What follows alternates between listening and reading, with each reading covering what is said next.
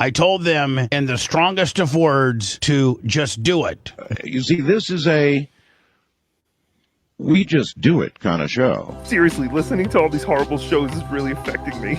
It's not good for us. It's not good for your health, not good for anyone. Although I'm really enjoying myself quite a bit right now. Episode number 28. Are you a boner guy? Oh, I was a boner guy. You know what? I miss penis. What are you talking about? I'm the one who should apologize. Is it going to be absolutely riveting? Is it going to change your life by any stretch? Probably not, but it's going to be at least entertaining, okay? By the way, for those people that are in the back, remember to shut the fuck up. Mattio! Cuzaroo. Slapperoonie. It's showtime.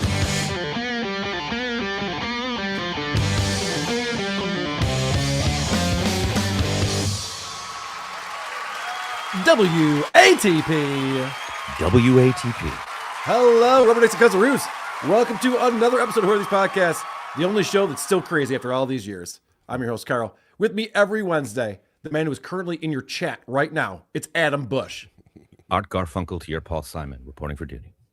Producer Chris is here as well. Hello. Go to whoarethese.com. That's where we get the links and the content and all the cool stuff. We just did another bonus show yesterday. I was on with my buddy Blind Mike, and we did a crossover. And what I do with Mike, so if you go on our Patreon or if you're a member on YouTube, you'll see that there.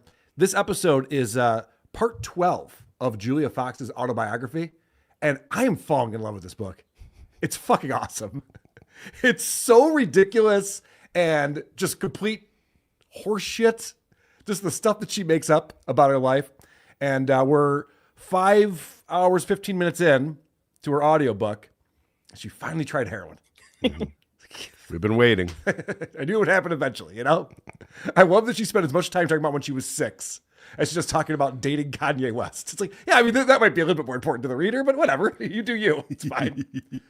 Anyway, it's fantastic. So check out that episode. I always love getting together with Blind Mike. We even did some of our old stomping grounds for Who Are These Socials, covering some woke Chad, Opie's TikTok. Oh, you do care about the fans. A woke dad classic. Ooh.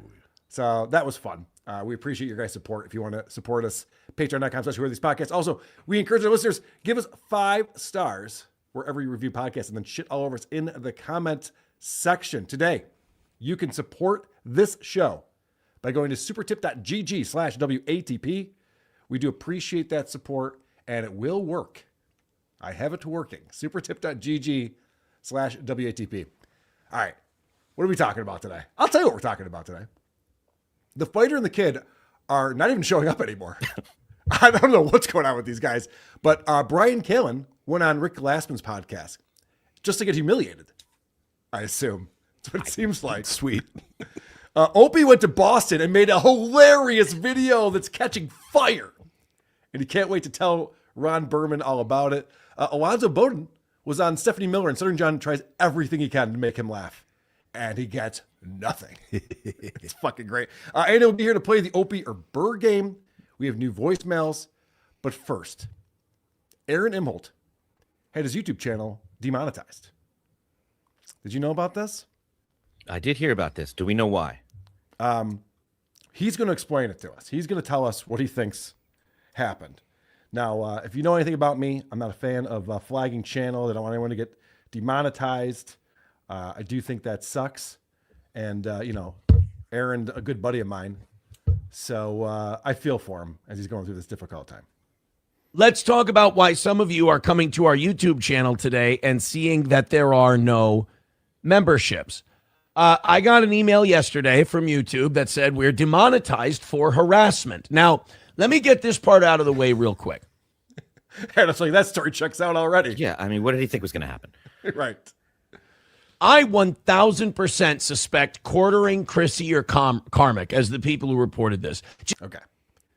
So he thinks he wants to so badly be part of the Quartering story because it's such a big story right now. So he's like, oh, it's probably Jeremy. He's probably out there flagging me for harassment.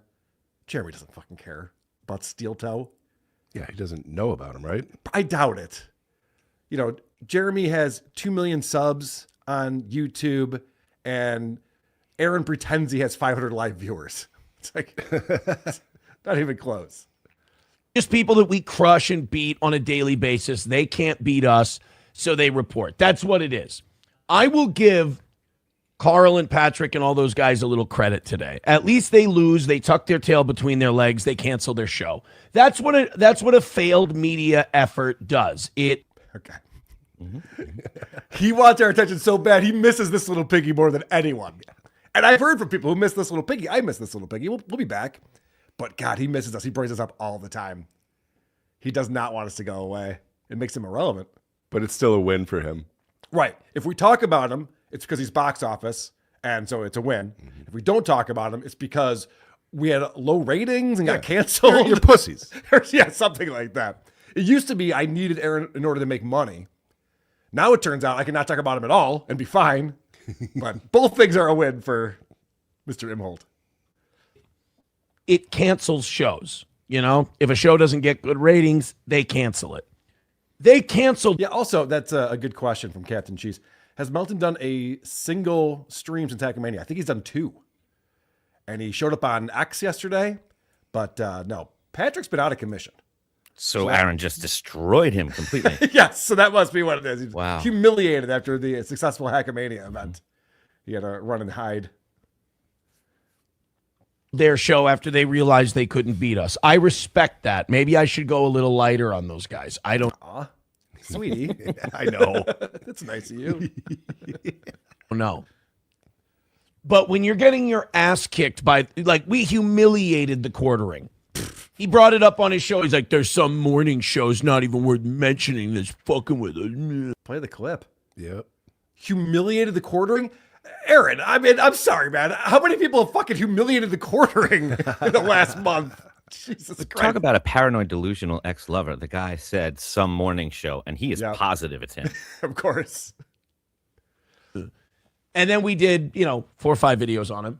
And then Chrissy, we humiliated. I mean, Chrissy, we beat into the ground by criticizing what was out there, by making fun of what was out there. And then Karmic, of course, I mean, we pounded him into pulp.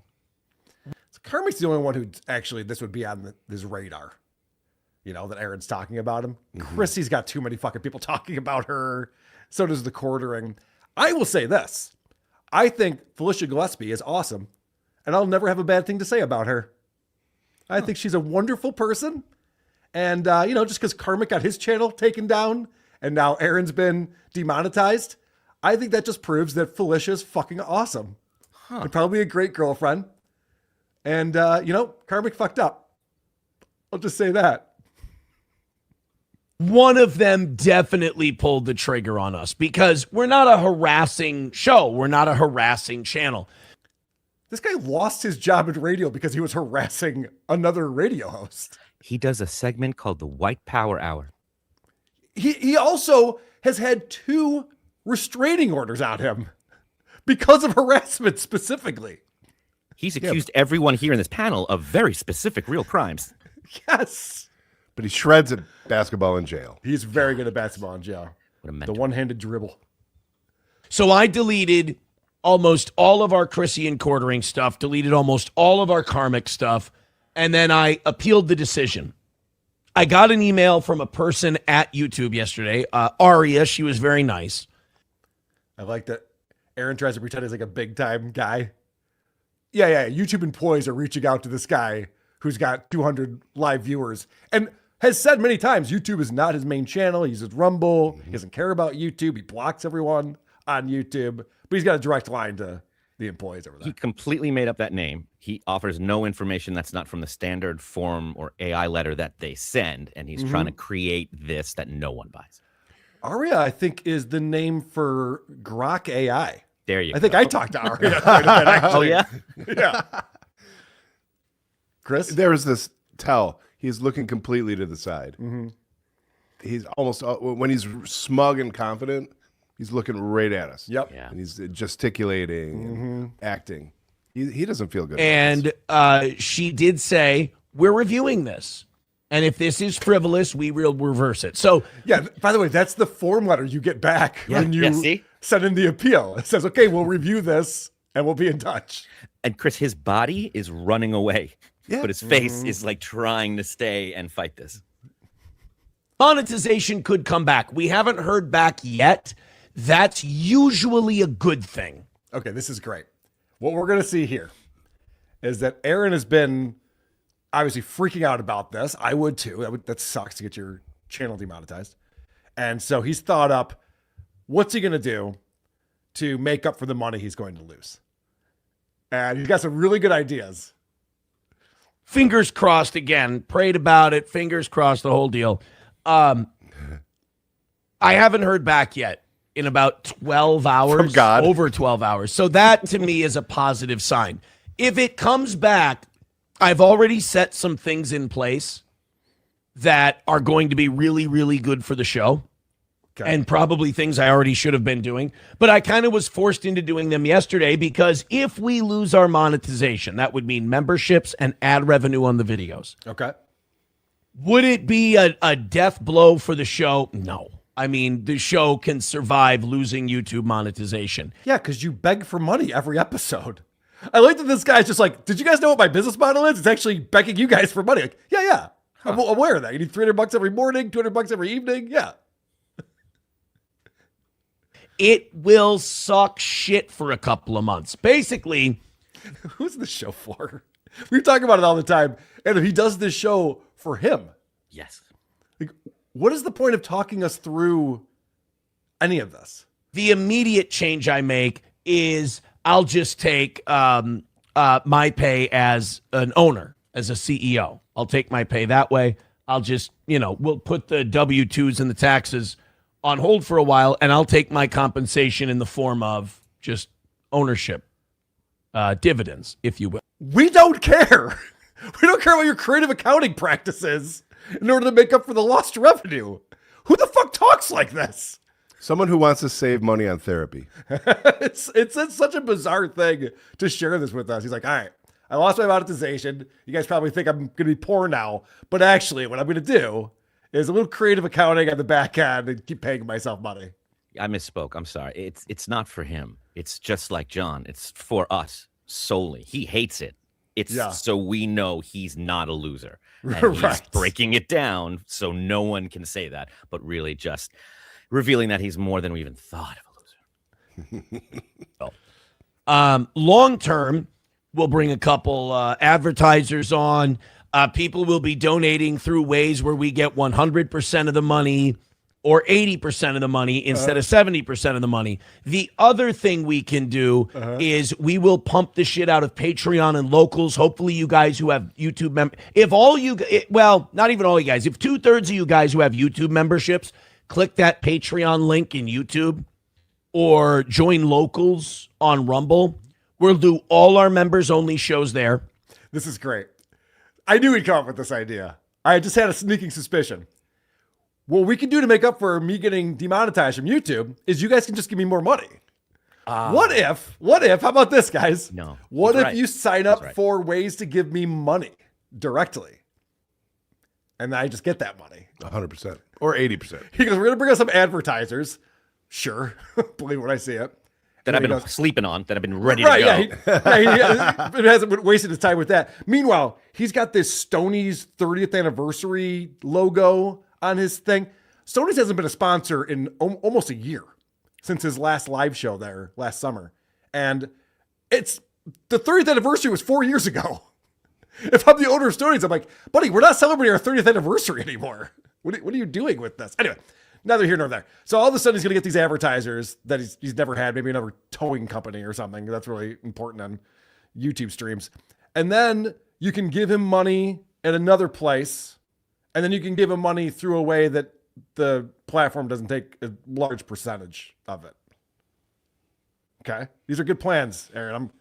I'm glad you met with the team and came back with this. This is good. And we'll do all our members only content there, and we'll start up the live chat, and it'll be like a Discord or whatever. You guys can write whatever the fuck you want. Send story ideas. If it goes through, if it gets confirmed that we are demonetized, we will do that. If it is not confirmed that we're demonetized, we will still do that. We just won't need you to join it. to kind of keep things the way they are. Aaron, we don't fucking care. Need you to join it to keep things how they are. You mean in order for you to make as much money as you want to make? The amount you're used to making? Why is that your audience's problem? It's not. I'll tell you what, guys. If I get this thing overruled, then I'm not going to force you to give me money on locals. Oh, phew. Okay, cool. Well, let me know how that goes, man, because I got a budget for Q3. Luckily, we've been doing very well the last couple of years. Luckily, we've been making money the last couple of years. Dude, this is just, he's soothing himself right now. He is just in the rape shower. Just, we're making money. Well, we're doing really well. It's gonna be okay. It's gonna suck shit for a couple months. He said that. It's gonna suck shit for a couple, but we're gonna get through this. We've been doing all right. Never seen a broadcaster do this before. He's unique. We can absorb losing the it's $1,300 a month on YouTube. Like I said, it's not a show killer. If you switch your donations to PayPal, Streamlabs, and Venmo, if you switch your donations over to Rumble, that's going to take up a chunk of it. If you join Patreon or you join locals. Again, why is he making this my problem? Could you imagine, I don't know, Disney maybe has like a bad quarter or something and the earnings are down. They're like, look if everyone could just plan a trip to Disneyland this year and watch ABC a little bit more often. Like, no other company tells the customers, like, this is what you need to do to make my company right. Yeah, and they don't do it during the show. Like Amy Poehler doesn't come out at the beginning and go, before we get to our guest, let's just break down all of these quarters and how you're all failing me, because nobody cares. There's a product they're there to see. Yes. He has no audience. They're not missing anything. Whatever he says is the show. That's it. And he assumes they're invested. Even telethons bring out entertainment. At some point. Juggle or something. Jesus. It'll be the same amount of money. It might even be $1 a month less if you join those, and we'll just move all our members only stuff over there. Links are in the chat. The members only stuff is insane. This guy, once a week, maybe he'll do a members only show where he shows up and completely unprepared talks to the chat for 45 minutes. It's not even a show. That's the regular show. Well, yeah, that's the regular show. There's no guy in a wheelchair next to him on the members only. We can make it up that way. We've got a couple people who want to come aboard. We'll make it up that way. So the money we would lose from that would be made up. Can I just point out the way that Aaron runs his show now is he's got this little ticker going across the bottom with the top stories that they're going to be covering on the show. The number 2 story is Steel Toe demonetized. I want to hear what Steel Toe has to say about Steel Toe getting demonetized. I got to tune into this one. Podcaster convicted of revenge porn. No, that one never showed up on there for some reason. No, that was actually. If we don't lose it, if it does come back, this is not something we need to worry about. And I hate to turn this into a grifting thing. There's a nice one. Bubble popper, well done. Out of character, Aaron. Well done with that edit. The gray bubble popper. So you were in his chat on Monday. He missed the goal by a lot. Yeah. Yeah. He did a 5-hour stream Monday morning because he was doing overtime. Overtime used to be to like reward you. Yes. Or it would be if you got within $50, then he'd go a little longer to get more money. Now it's to punish us? Now it's to punish us, yeah. He might never leave. And so he did 5 hours and he's off by what, $75, something like that. And it just got so pathetic. But somehow you caught his eye. He didn't know who you were though, Adam. No, I don't even remember. What was I talking about? Was it anything interesting? I don't even remember what you were saying to him, but he was just like, okay, kid. I don't even know how you were fucking with him, but it was a free chat. And it bothered him so much he had to read it out loud. Yeah, it was something I said that he like spun to be like a positive. I was giving him like a way to do something, and he took it as a thanks, way to go, Adam Bush. All right, moving on. And yeah, he really put me in my place. It was tough after that. Yeah, I think he called you kiddo or something. He got you good. Mm-hmm. That one. So that's our buddy Aaron Imholt, and I'm sure we'll talk more about him on Dabbleverse Live tomorrow. I believe Trucker Andy will be our guest. I want to find out those couple of people that are coming aboard in whatever capacity he's talking about that will help somehow. I think he means advertisers. Could you imagine seeing that guy show and being like, I need to be a part of this? Who do I write the check out to? Oh, we just got to do a quick background check. Never. Sorry. Shit. Guys, thank you so much for being here on this WATP episode. You can go to supertip.gg/WATP to support us and participate in the program. And Jacob Shed coming in. Aaron playing that video of them in the hot tub was not accidental. He can't control himself. He's a sociopath.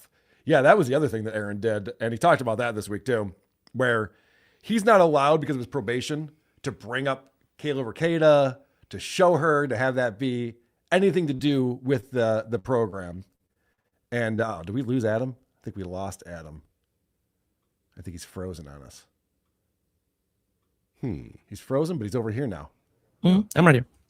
All right. You good? What just happened? Here we are. Are we good? We're good. What the fuck? Why is this happening? Cool. I hate everything so much. There we go. It's so annoying. All right, let's see if I can do this. There we go. All right. I'm happy now. Aaron played a video because, on Rumble Fridays, people give him $20 and he has to play the video. And he doesn't curate it ahead of time. So it was a video from the hot tub scene when he was in there with Kayla. And I saw that Nick Ricada on X was like, oh, yeah, we've alerted who needs to be alerted. I guess Aaron had to call his probation officer and square that. That's the other thing, too. He comes on his show and he tells us all about, like, I talked to my probation officer. We've gone through 3 different steps to make sure this doesn't happen again. It's just like, again, we don't care. We just think it's funny. He needs a friend. I know. He needs a job. Yeah, he's talking to us like, how was your day? Yeah, like he has to catch us up. Right. And what did the probation officer say, Aaron? Okay. And how do you feel about that? Are you coping? General GK coming in. How's this for a limerick? There was an old shock jock named Opie who was bitter, bad-tempered, and mopey. His whole family's gone. Now he only has Ron. He should give up and swing from a ropey. See? That wasn't so hard, you idiot. That was fucking well done. Holy shit. Titan 47. Hey, Carl, this is for the super tip I emailed you about Whitney's teeth. Because super tip said it contained hate speech. I'll let you be the judge. What the fuck? All right, I got to check that email because you can always talk about Whitney's teeth on this program. Sarcastic Weedhead coming in. Hey, what up, my Negroes? Y'all fools catch me and my fellow teens acting a fool at the Lilac Festival? Oh, yeah, we out chi. Fuck your plants, fools. Only one kind of plant I want gnaw mean. I know, mean. Black producer Chris is one of my favorite characters on this show now. It came out of It's left great. field. Mike coming in. Whoa. I haven't seen the script yet. Okay. Jacob Shed. Toe said that him being demonetized was a loss for you. What a psychopath. Yeah. It's a loss for me. I don't care. Nancram. Classic Carl quote from last night's show. If I'd had sex with Kanye West, that would be a third of my book. Just do it. That is what I said.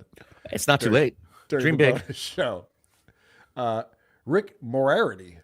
Geckos don't have eyelids, so they have to use their tongue. Carl, if you lose your lids in a fire or whatever, I'd lick your thirsty eyes for you. I'd moisten your balls real good. Aw. Nicest thing anyone's ever said to me. Appreciate it. Antonio's been a member for 7 months. Thank you very much, Antonio. James Q. Legend. Did the Sabres win their big pucky game? Short answer, yes. I bet he knows the answer to that. I bet he's fucking with me. Yeah, I think so. Rito the Gummy Smoker. Ruski Roulette with clip Opie or Burr. Hey, Russian roulette? Yeah, who should kill Better themselves, than Carl? Opie Come or on. Burr. Or Fun. We don't talk about stuff like that on this show. Does anyone not in the Dabbleverse pay attention to Steel Toe morning show? Half his viewers are definitely dabblers. Oof. it is not a Dabbleverse show, though. No, he's got his own thing going on. Mm-hmm. My boy Beef Drippins is here. Steel Toe rules. He clearly writes a script for every show. PayPal, Venmo, Patreon, Super Chat, Rumble rants. Well, I guess not Super Chat anymore. Hey, boys. Hello. Yeah, he's going to have to change that. Oh, that's going to fuck him up, too. Yeah. That's such a muscle memory thing. Yeah. Aaron Kraft. As musicians who love lawsuits, what are your thoughts on the Fender copyright lawsuit decision in Europe and possible precedent for the U.S.? I know nothing about it. Chris, you want to take it from here? Well, I don't want to bog you down with details, but we got more chats. All right, yeah, let's keep going. Rambo 25. Hey, Carl. I wasn't a big fan of Adam. Yeah, me neither. However, he has grown on me. He's sneaky funny. Plus, allegedly, he had sex with Buffy the Vampire Slayer on set. Pretty good stuff. Thanks. Kind of. On set. Yeah. He's shat in the toilet. Where did you fuck her? Well, in her vagina. No, I mean, like, were you on set or... Karen Carrot Seed became a YouTube member. Thank you very much, Karen. Begging Monster is here. My buddy Aaron is correct. You lose, we win. Think of the begging now. Hard, unlike karmic. Yes, that's true. The begging is going to get crazy. They got those shows that cover all those Bravo shows, like the Housewives. When one of them stops covering one of the Housewives show, they're not like, well, the Housewives have won. Right. Yeah. A bad reflection of that show. Right. Right. That's not what that means. All right. Let's talk about the fighter and the kid. There's some weird shit going on. You know, we talked about how, I should probably play my stinger before we do it. Because to me, I'm just like, oh, it's literally a blimp in the road, man.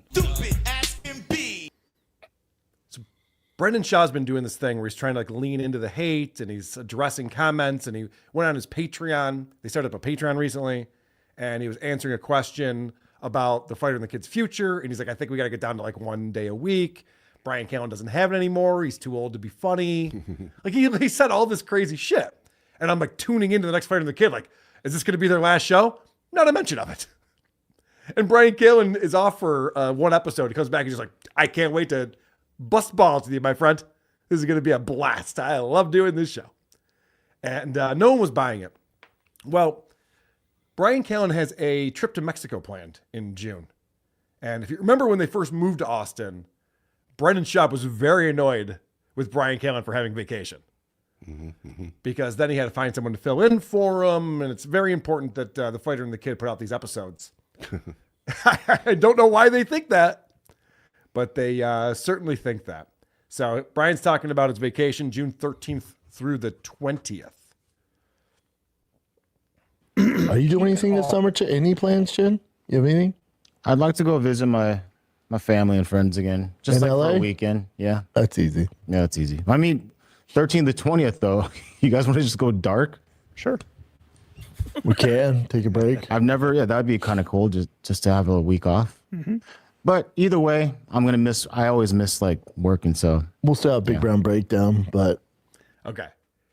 This is before the show, right? This is not the show. Dude, they're about to record. Could you imagine? This is your broadcasting style. It looks like Brendan's ready for a nap. The way he's sprawled out on that. So what just happened is they go, 13th through the 20th. Should we just take the week off and just say fuck it? And Chin, who moved his entire life over to Texas to produce this show, goes, I wouldn't mind visiting my friends and family who I never see anymore. That'd be pretty cool. And before he finished that sentence, while he was still on the last word, the co-host said, yep. Oh, Brian was all in. Yep. Yeah, but did you see what Brendan just did there? He goes, yeah, we can take the whole week off. And Chin's going, sweet, I can actually spend some time with friends for a week. And Brendan goes, well, we do have the Big Brown Breakdown. That's his new solo show. That's what he calls it now, instead of the Schaub show. So he's like, we're your friends. He's like, Chin. not so fast. Maybe a weekend. I'll let you get away for a weekend. But I'm coming with you. Right. I have a very important show that I have to do. For fun, kid, I don't think we've ever taken a week off. Sometimes a break's good. We also have banked some stuff. Yeah, we can always We have bang. one episode. Dude, these two hate each other. Yeah. So Bryan Callen's looking for like an out. He's like, I don't want to be the reason why we miss a whole week. We banked episodes. We can just put those out. And Brendan's like, yeah, I think we have like one fucking episode, asshole, because I can't get you here because you don't want to do this show anymore. He's made it very clear. Bryan Callen is so checked out on this show. And Brendan's pissed at him about it. True. We'll figure it out. Oh, he just got scolded. Did you see Brian's response to that? True. Yeah, I didn't read the bank statement. We'll figure it out, asshole. They can't make eye contact, and this is like what a band is like after many years on the road when they just can't even look at each other. They don't even know why they're mad anymore. They're just that's what this is. This is there's no coming back from this. You don't like rebound and find your spark with this again. Well, Brian, and this is the point that Brendan was making on that solo show, is that Brian's like not even trying to be interesting or entertaining. He's so checked out. And maybe he just sucks. We're going to have a presentation in a minute when he was on with Rick Glassman that didn't go well for Bryan Callen. But listen to the topics that he brings up. And Brendan like makes fun of him for it during this. Yeah, cool. We went, there's, you bring up morel mushrooms. They're really expensive and they're really seasonal and they're delicious with butter and garlic. That right there. And you have to know exactly where to go, what elevation. And we went looking for morel mushrooms and got 200 of them. And we're getting older, aren't we? No. Well, we were up there, and I wish I cared about mushrooms, and I wish you didn't hunt for them. I know. I mean, I can't believe I'm starting to side with Brendan Schaub on this show. We're just like, I wish I give a fuck about what you're talking about, man. But there's no way in hell I'm going to give a shit about you fighting mushrooms. Brian has forgotten whether he's supposed to be playing this character as a joke or whether it's actually him. And it's all blurred into this one boring porridge. You're right. And but we are some truffle pigs. Well, a couple of truffle pigs. I was a little truffle pig. Got a bunch of those. Okay. So that's what their show is like when they're doing the show together. Now, sometimes Bryan Callen doesn't show up at all. And Brendan Schaub can't really be bothered to be there either. And Podcast Cringe put this video out recently I found very interesting. Talking about how sad it is. Sorry, let's just start from the beginning on this. All right, here we go. All right, dudes, I got to take off. All right. You boys hold it down. Go watch days. Thank you, sir. Phil Heath episode dropped today, yeah? Yeah. Go watch it, boys. Check it out. Officially out. I leave you guys with the mothership. All right. Thank you, sir. What's crazy about this podcast is it started like an ecosystem. Yeah. Let's get into it. Imagine creating a video, and then you have to explain to your friends where your source of income comes from. What are you doing? Get a job. Like this is a South African guy. His channel's Podcast Cringe. No, he just basically he sees what's going on in the world, creates like what he thinks people want, and he makes like probably over $1 million a year on his YouTube channel. It's a business. Just going bad on people. Yeah. But he's good. But he does it to not only Brian, like Bert Kreischer. He goes on Bert, Joe, Tom. But he's good. Yeah. What he does. Yeah, there's a bunch of like shittier ones, like the guy who has like the weird voice. I don't remember his name. But there's like those ones suck. But the guy Podcast Cringe. That guy that does that one, that South African, like so he could make he's making he makes a fucking living. I know. So it's hard to argue with him. Yeah. Brendan Schaub just walked out of his own podcast after 32 minutes, and Bryan Callen didn't even show up. This is where the fighter and the kid is at after 15 years. All that's left now is two fill-in guys that nobody's ever heard of, left to run a show where half the viewers are haters and the other half are bots. Well said. So you got this guy, this cousin Oliver, has come in to save the show. And we've played him on WTP before. Like no one really knows who he is. Apparently, like he opens for Bryan Callen or something. So he's like a feature act for Brian on the road. And so this guy's just like, all right, you'll be the third mic on here. Great. Then all of a sudden, this guy's buddy shows up. And now he's been tagged in. And Brendan's like, all right, you got this. Bye, guys. And so these two no-name chuckle fucks took over the fighter and the kid. And all they did was read comments. People being like, how come Bryan Callen sucks now and no one likes the show and no one's paying attention to it? And so they thought it would be a good idea to do a whole segment pushing back against the haters, not realizing that the bots Brendan paid for are hate watching too. But the day before this episode dropped, Schaub did a solo appearance on the Joe Rogan Experience for the first time in years. After moving to Texas over a year ago to get closer to the little guy, he finally got a proper, full-length, one-on-one episode with Joe Rogan.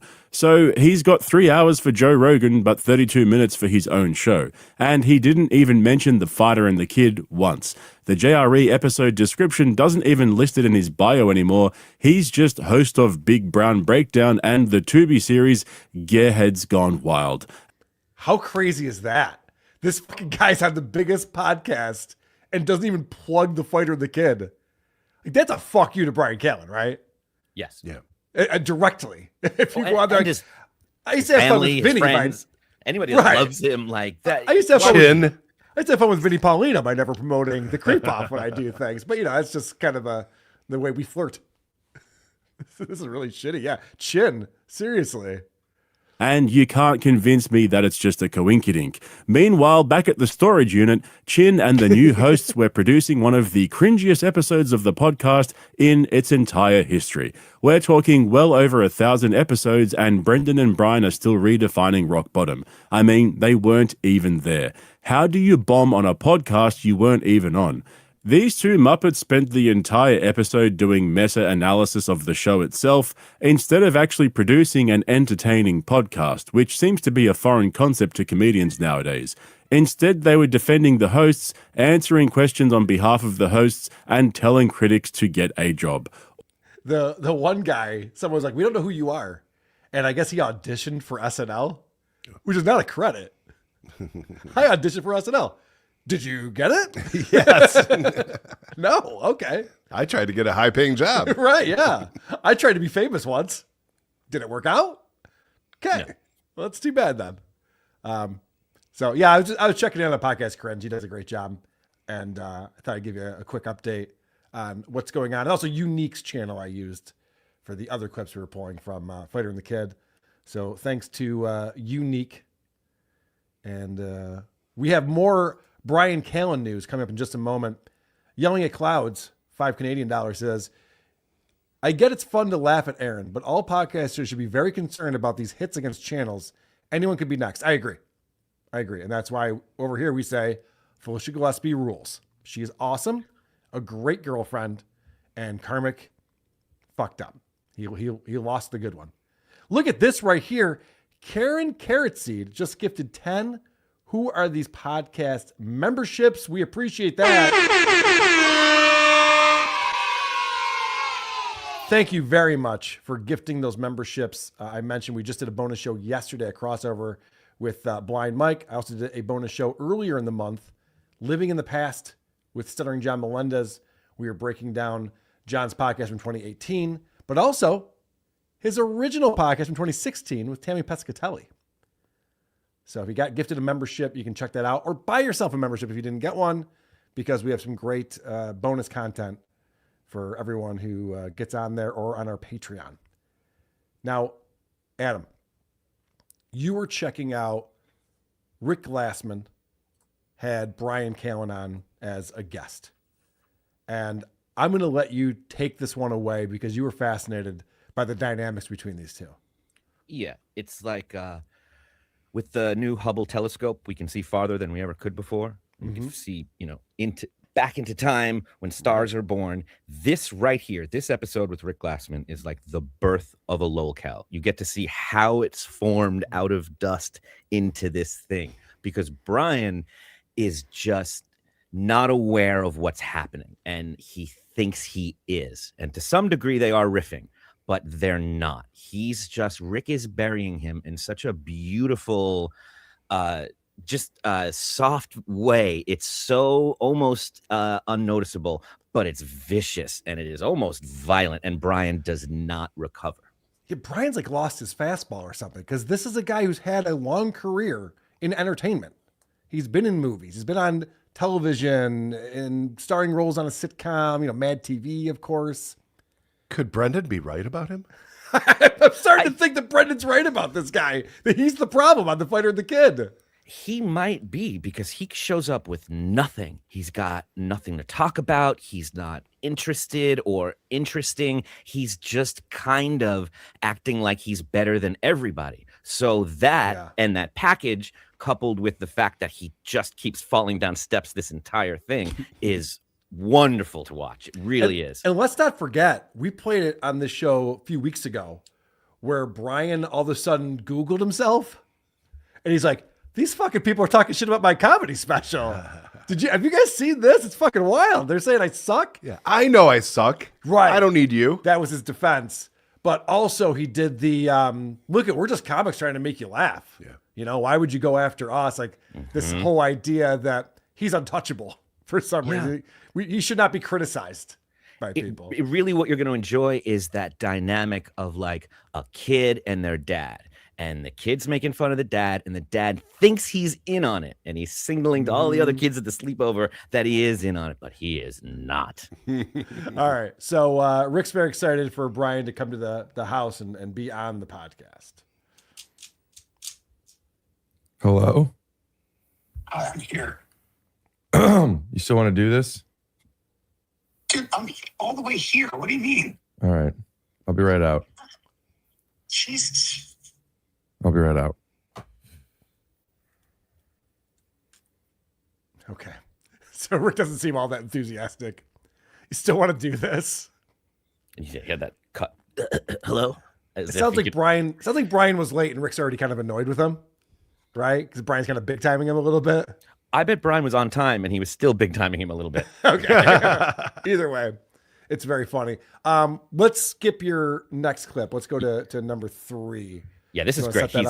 He's basically, Bryan is pitching Rick coming to Austin and performing in his improv show called Acting Off, where they do different kind of acting performances. And you're like, you know how in action movies, the hero is always, you know, he's kind of long time retired. He lives on a farm now. He's turned his back on society. Well, action movies like that you would go in for. We need you one more. We need you for one more mission. The acting movies I go out for, though, for action are more like I'm the rookie who, like, they need you to come teach me because they haven't seen somebody like you until me. That's good. Because I'm 29. That's good. I like that. Don't say you're 29 because I don't know if that's true. You might be a little older than that. Do you know what I mean?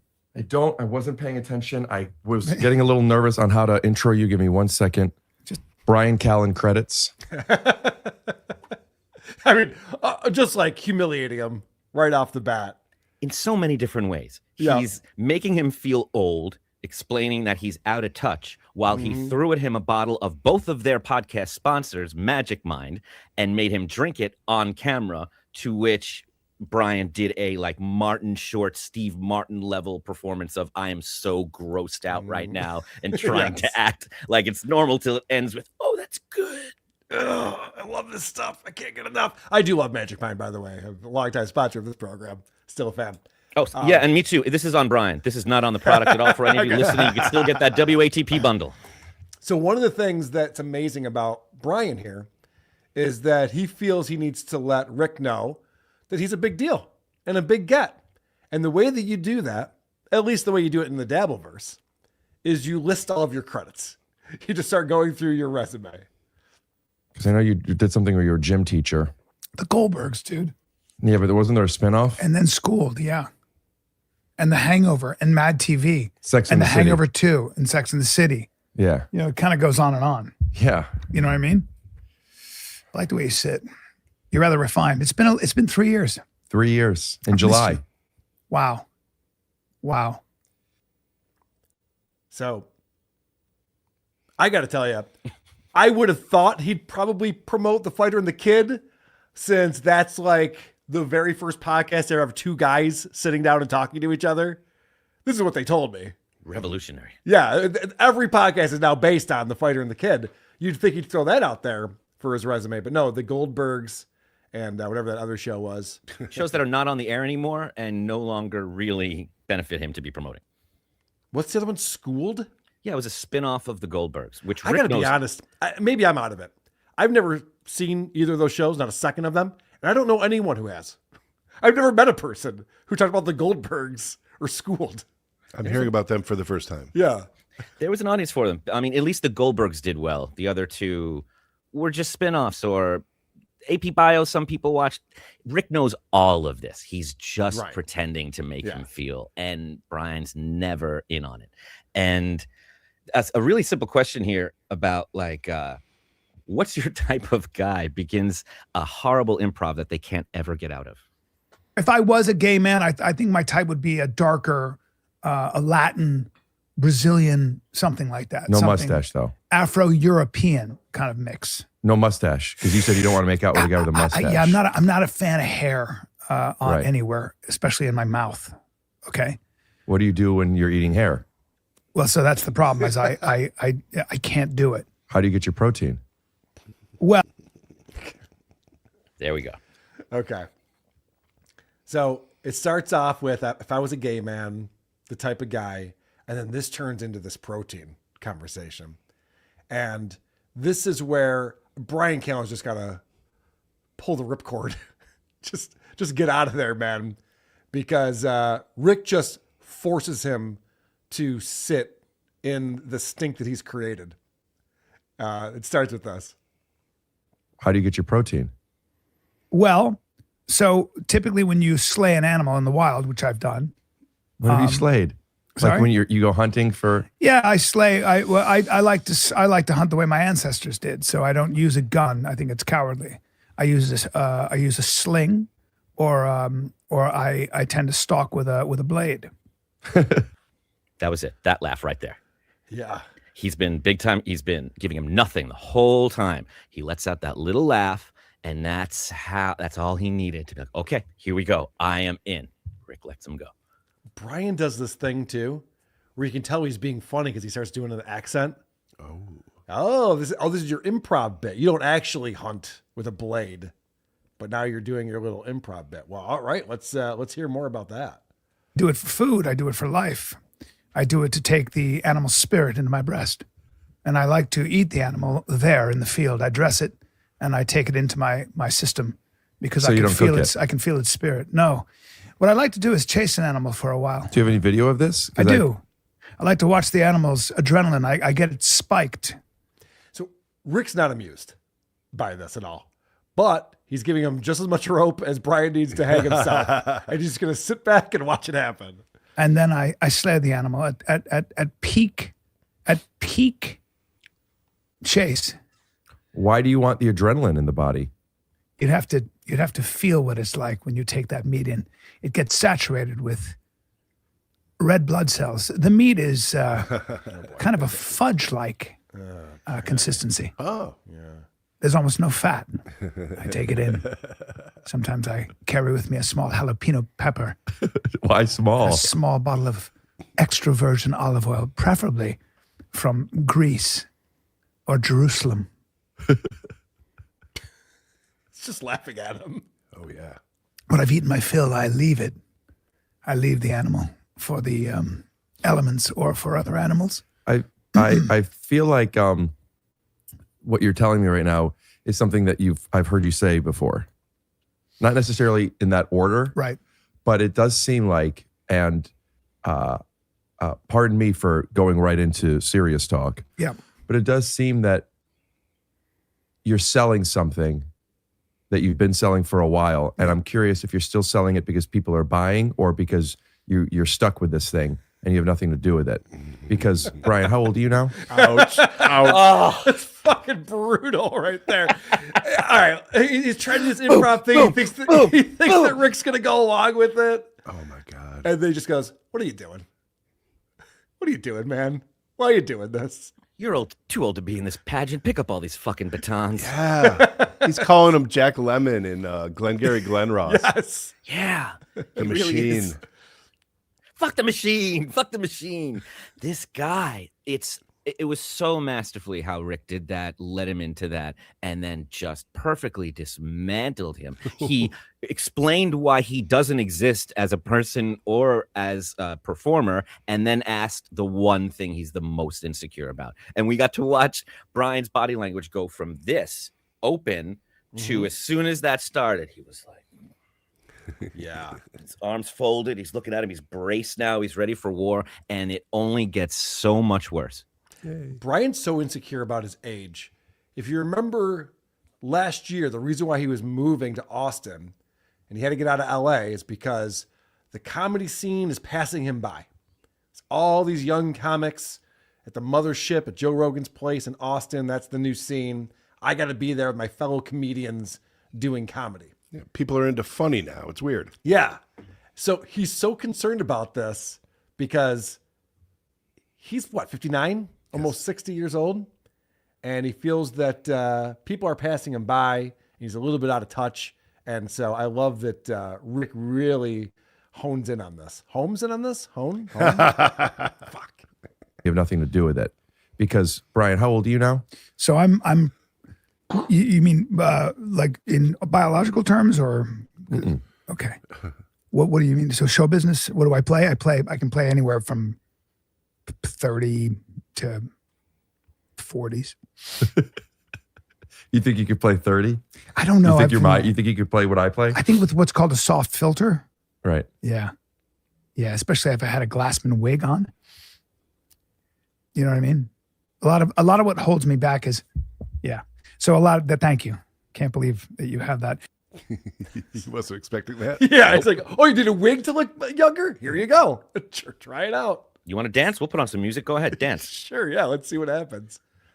So he puts on the wig, and it looks like in post they might have done something with Bryan's face. Did you get that sense, Adam? Because maybe, or maybe he's just he looks that young when he has hair. Yeah, he does look younger with the hair on. I've lost a lot of hair, but I want Have you you to thought pay about attention. having hair surgery? Well, I have. I've looked into I'm it. sure money isn't an issue for you. No, I make a fortune. But look, I want you to watch now what happens to my face. Watch what happens to my face. There's definitely a So do you filter see how on young his I look face all of a now. sudden? Isn't that crazy? Yeah. I don't know Isn't that about nuts? 30, but 40 or 50. Yeah. You could play 40. Yeah. If you had hair like that. Right. All right. He thinks he's riffing. He thinks they're just going back and forth, and they are, but he's going down. So Bryan tries to go back to his bit. And that's what happens when you live essentially on wild game and you treat yourself to half a yam when you've earned it. That's the only carbohydrate you eat is a half a yam sometimes. I'll have some berries sometimes and a handful of pecans. You don't go to restaurants? No. Earlier today, you said that you were having dinner with James of the Magic Mind Corporation. Right. I love it, dude. I'm going to have dinner with him tonight. You're welcome to join. I'm actually having dinner with a couple of my friends, or I would. Okay.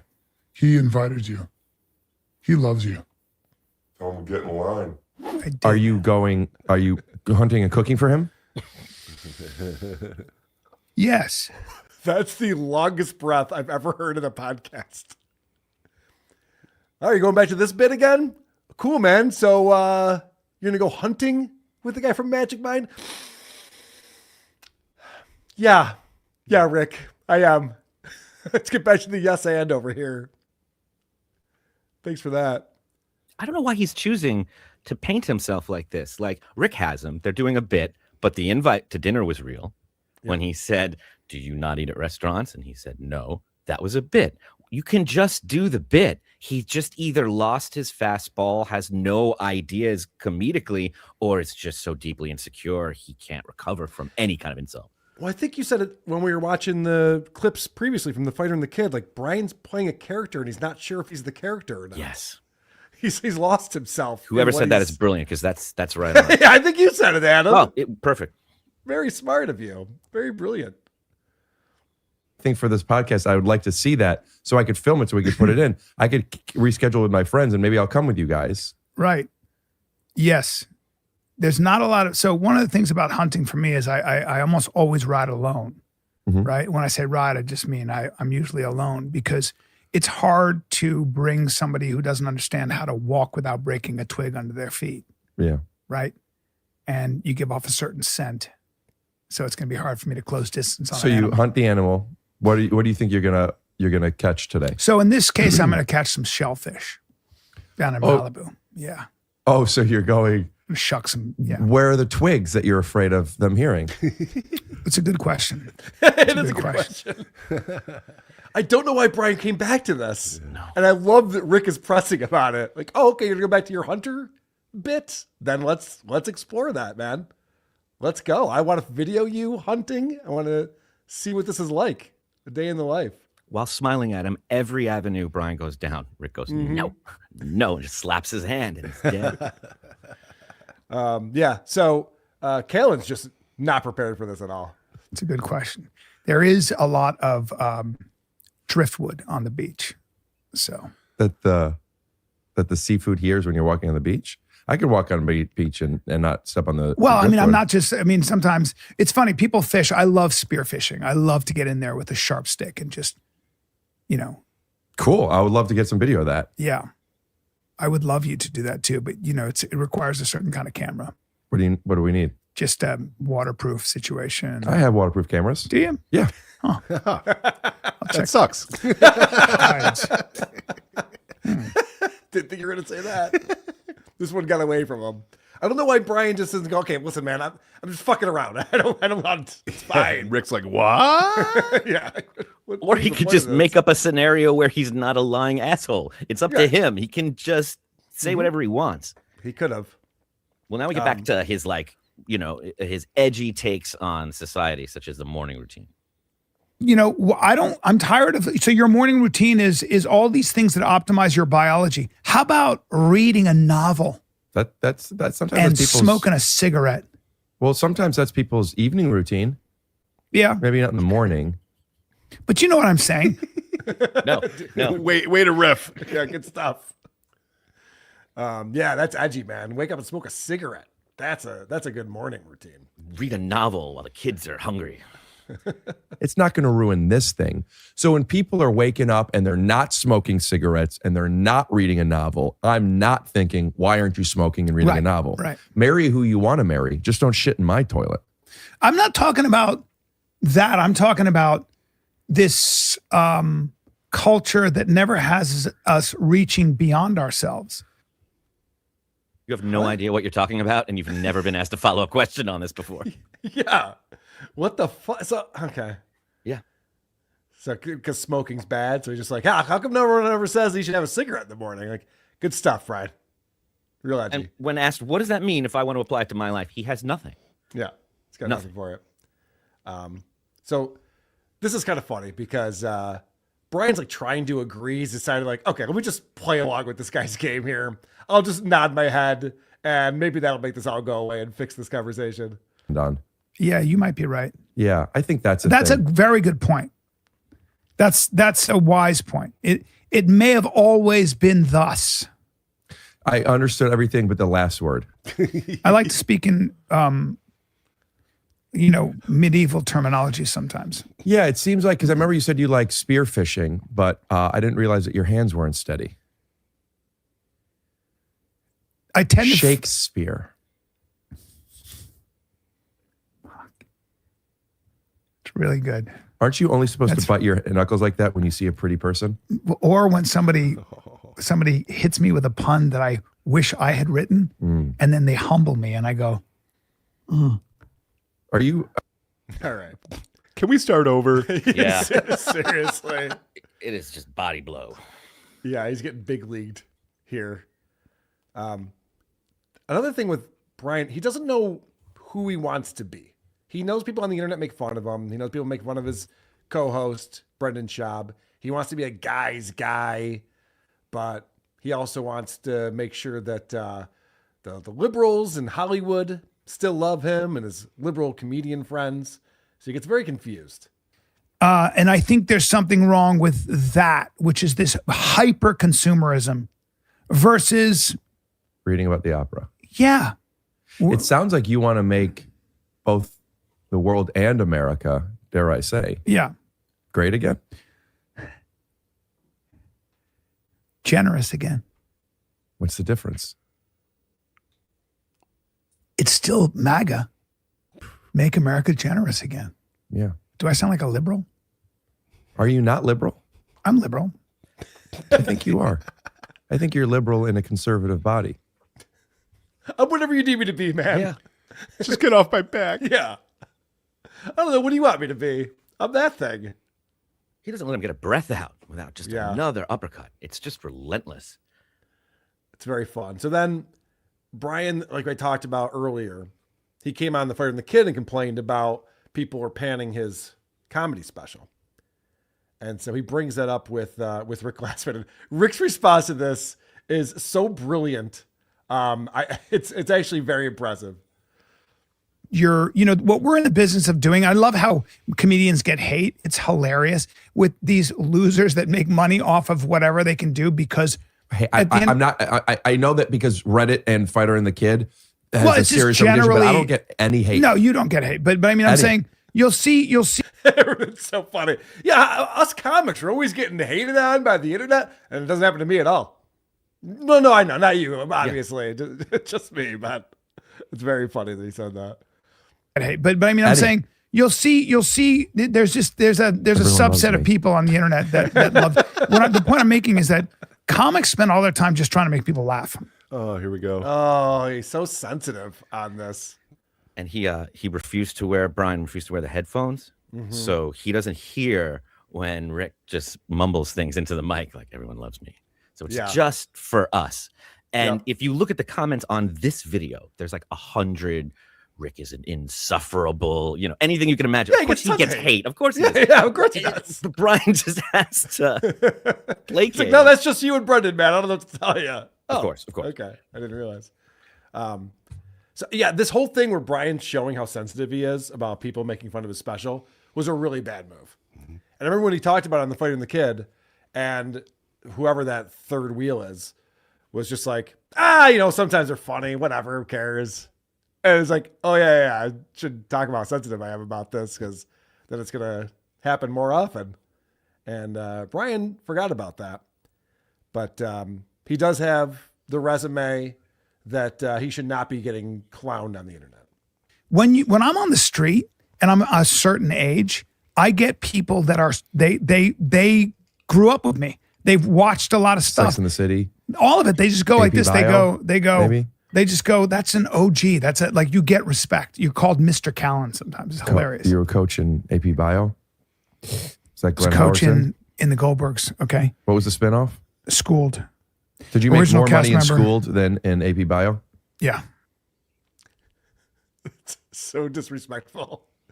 Bryan's just like, I get recognized on the street, man. People think they've grown up with me. He's like, what show was that again? Your AP Bio or something like that? It gets so serious. I know. Bryan can't like bust balls back or anything like that. He's just like, no, man, it's Goldberg's. I told you that.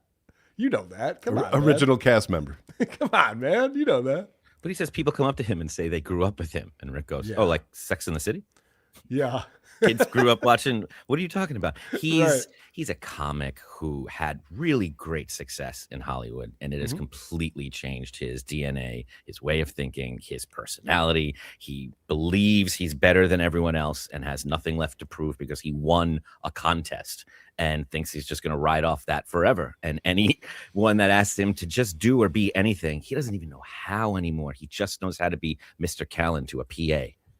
Yeah, he seems a little bit lost. And when Rick starts asking about how much money he made, I thought that this was it seems like it hurt Bryan pretty bad where he goes with this. It's devastating. Money in Schooled than in AP Bio? Yeah. Because you were one of the main guys? Or because just your rate got higher with that network? Yeah, well, it was a spinoff of the character. Did you get more than 150,000 an episode? No. Did you get more than 100,000 an episode? No. Did you make 100,000 an episode? No, a little less than that.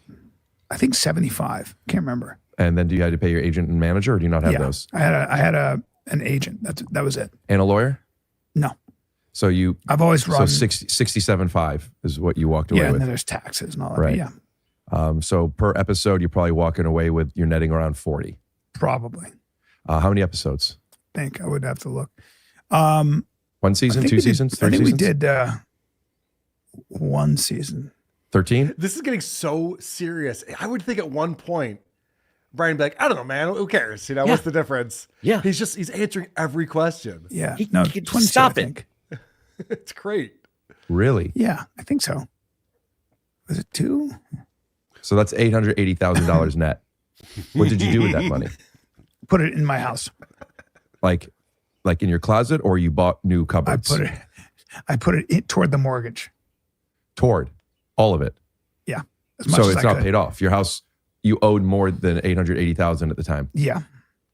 Yeah. But I put a lot in. How much does your house cost?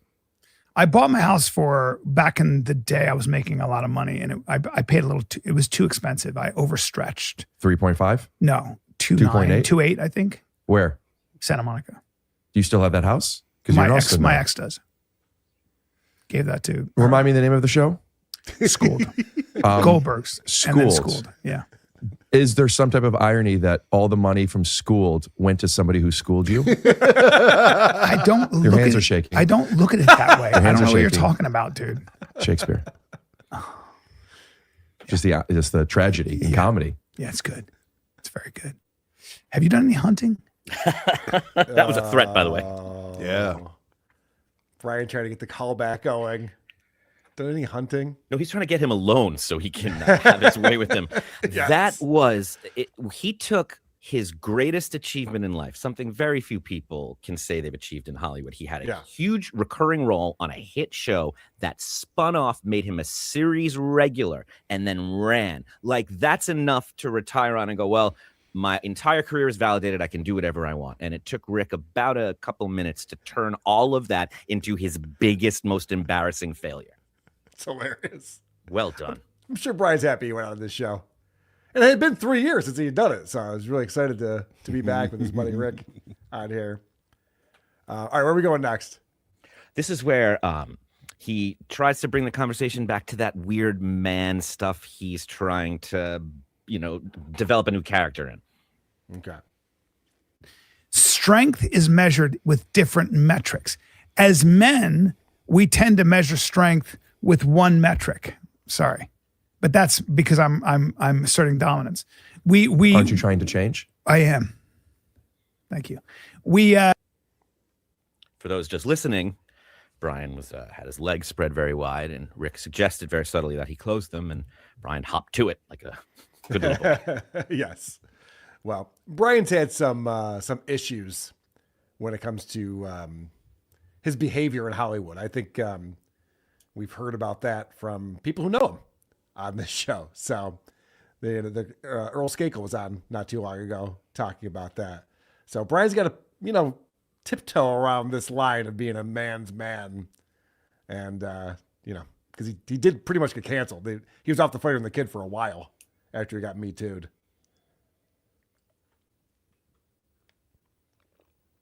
Or how about turn the other cheek? How about love your enemy? How about forgiveness? How about a single mother working 3 jobs? That's strong, right? And so there are certain things that we forget about. So you have to measure What about a strength. mother who is not single, but she's the provider, and the father tends to the children at home, and she's still working 3 jobs? Yeah, the father's a pussy. It depends on how you measure strength. Because wouldn't you say a homemaker, somebody who takes care of 3 kids, makes sure they get up in the morning? Yes. That's a as pussy? somebody with 4 kids, I can tell you. So do you think whether women you're are a man or a do you woman, think women are pussies no, because I'm they take care of their kids? No. I always laugh when, if you don't see how hard it is, like, so my wife now has a 2-year-old and a 4-year-old. Those are my children. Oh, Jesus. Yeah. How can Bryan not get out of how can he not keep it light and fun with this guy? Why is it he gets so bogged down in seriousness with these questions? Because he doesn't believe any of it, and he can't have a serious discussion. It's so performative. Like, what about the hard working women? And he couldn't even say the word pussy. Like, he had to stumble over it and not I'm going to say it, but I'm going to whisper it. Right. And it's like you're a politician trying to win us over with no platform that you believe in. So any follow-up question, you just crumble. And he really expects to be applauded for saying this. His ideas are like a Republican in the 90s first learning about things. He thinks because he's okay with gay marriage publicly that he's like a liberal Republican. He has no idea where the world is at and completely out of touch. And he tries to big time Rick here and completely fails at it. course, I would love to have $1.25 million. Right. They're not going to pay that. Do you want me to wait until you're done with that? No, I'm listening. But I'm going to, let me rephrase. I'm going to wait until you're done being on your phone. Well, because I want to see how old Rick Glassman is. And it's very convenient that my phone isn't working here. It's funny because you just got 2 phone calls. So what did you see that's making you feel like it's not working now? Well, no, my calls. Well, then get off Wi-Fi and be on cellular. In fact, you're not on the Wi-Fi, so it should work. Well, it's not. I'm asking how old Rick Glassman is. Okay. Can I tell you the story? I spelled it Wick Glassman. Yeah, go ahead. I love that he stopped. As soon as he's looking at his phone, like, I'll wait for you to be done. Yeah. I always find that so disrespectful when you're talking to someone. They just, yeah, okay. Oh, I'm listening. Yep. Yeah, no, you're not. That's He's well like, it's played. cool. I'm just looking up your age. Yeah. Oh, okay. Please keep going. Here's another body blow from Rick. The observations that I've learned. Mm-hmm. Then another. So your phone is working. Yeah. So you probably saw my age and you didn't want to admit that you were wrong. Whatever. I have learned. So if I were to be. Don't do anything. Don't speak. Don't breathe. Hilarious. Yeah. Professional comedian. Yep. All right. So this is where it's over for Mr. Callen. Yeah, you have an interesting relationship with mustaches, though. Well, you're one of the few people that can pull one off. It's my Donald Trump. Wow. So your phone works. Well, I don't know why the ChatGPT. Acting. Huh. Yeah, this is really weird. It says you're 29. Okay. So Rick's just not putting up with any of this shit and just calling about it. But he's supposed to have a comeback. He's choosing to lose this. He could he hosts a weekly improv show. He just sat there muttering with no words coming out of his mouth as if he wasn't a professional improver. Yeah. Yeah, that's wild. This next one just ties it all back in and shows you after he's been grilling him about his age for the entire episode. Here's where he thinks he's at, Bryan. Do you feel that youth is something worth chasing? No. Oh, no. Very good. Yep. All right. So your exciting conclusion from this. Rick Glassman's a handsome guy. I think we can all agree that his look and just that's where I think handsome is at. I think Bryan has been in Hollywood too long, and I think he's been sheltered. I think he needs to stop fighting for TV gigs, and I think he needs to either do a stand-up or do his own podcast thing or do some ayahuasca and leave us alone. Well, it's funny you say that because Pencil Necked, remember for 1 month, says, who is this Adam clone interviewing Bryan Callen? You flatter me. Devil. Dabble Tim, I was worried you were going to trash Glassman, but this is wonderful. Rick is so funny in small doses. Thanks, Adam. Yes, Thank you, thanks, Adam. Supertip.gg/WATP to support this program and participate like Chaka John. Is Bryan Callen an ingenue? White men in their 50s and 60s work as actors more than anybody. Quit your whining, bewitch.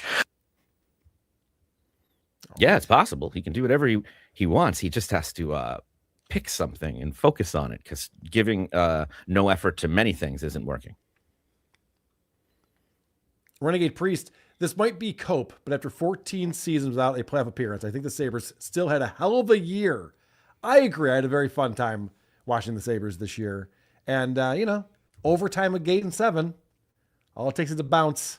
Anything can happen in that, but a great comeback in that game. Right, Adam?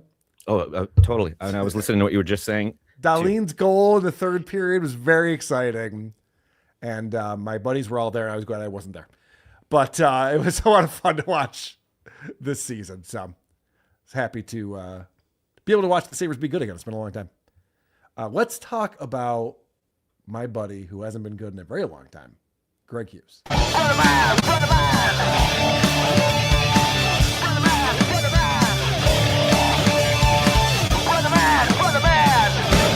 Ba, ba, ba, ba, ba, ba, ba.